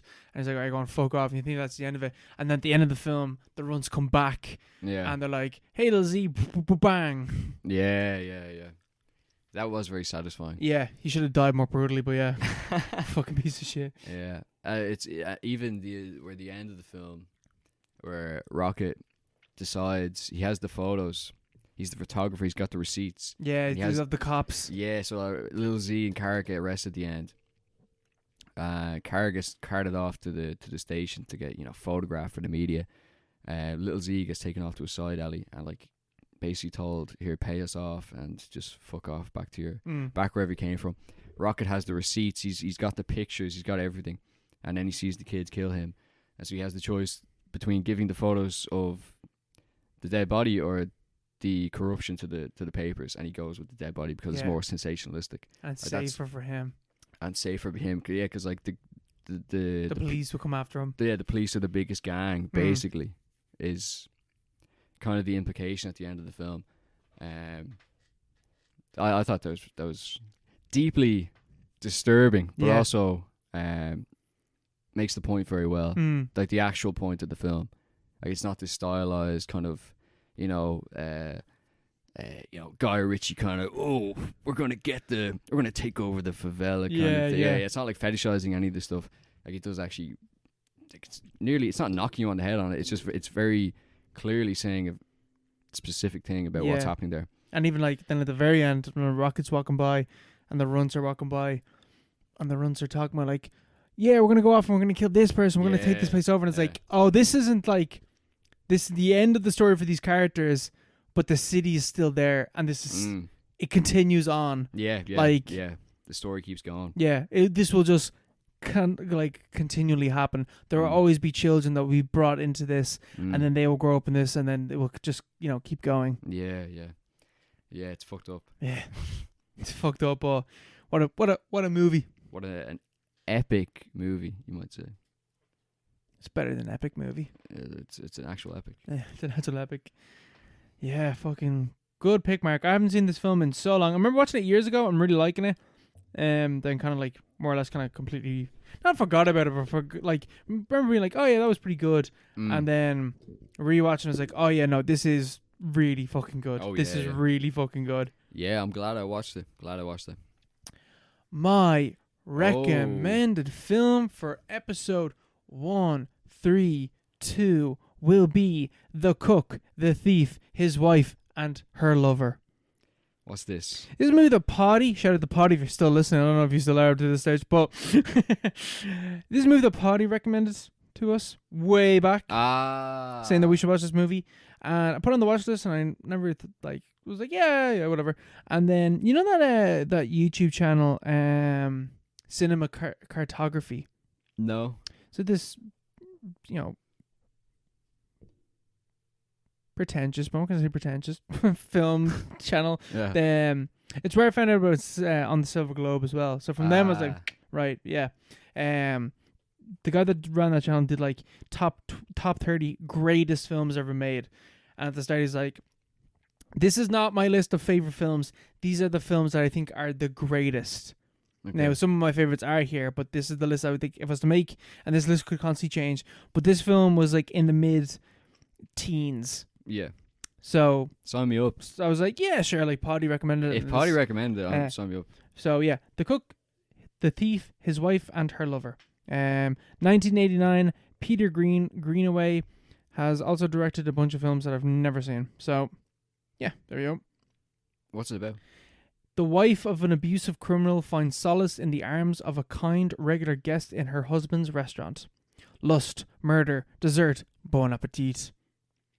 So vague, yet so appetizing. Yeah. Oh, I can't wait. I'm going to be hungry watching this movie. Yeah, it'd be like The Chef, won't it? It's kind of like The Chef. Is that a Jon Favreau movie? Yeah. Yeah. Yeah. Really hope it's not like that movie. Have you ever seen that film? No. It's such a weird movie. It's in a kitchen, so it's probably... Yeah, or like, what's that, Burnt? Burnt, yeah. The fucking... I don't know that one. Bradley Cooper cooking movie. Oh, no. Yeah, it's like high stress environment because it's a restaurant. It blends into all his films. Yeah. I want to see Boiling Point, but Boiling Point is like all one take. Gordon Ramsay, like. Yeah, it's got fucking Stephen Graham in it. Stephen Graham? Yeah, you know that little Scouser actor? You definitely do. He's in This Is England. Oh, yeah. I do, yeah. He's in that. Yep. And that's like a one take film, but it's actually one take. It's actually done in one take. Yeah. It's not, fake cuts here. It's actually done as a one take. Let's watch it, man. Let's do a food themed episode. Yeah, I'm getting hungry. We'll do what's that film called? We'll do Bones and all as well. Yeah, Food Fight, is it? The one with the CGI one with Lindsay Lohan, Charlie Sheen. Yeah, that movie's fucking awful. Yeah, we'll do that. We'll do different things. Did you see that Society of Snow? Remember you talking about that film about the... Yeah, Alive, yeah. Alive. Yeah. They made... Netflix is coming out with another film that's about that story again. I did see that on the Netflix it's meant to be really good. Yeah, I looked it up actually. I was like, I was just interested. Yeah. And yeah, apparently the reviews are very good.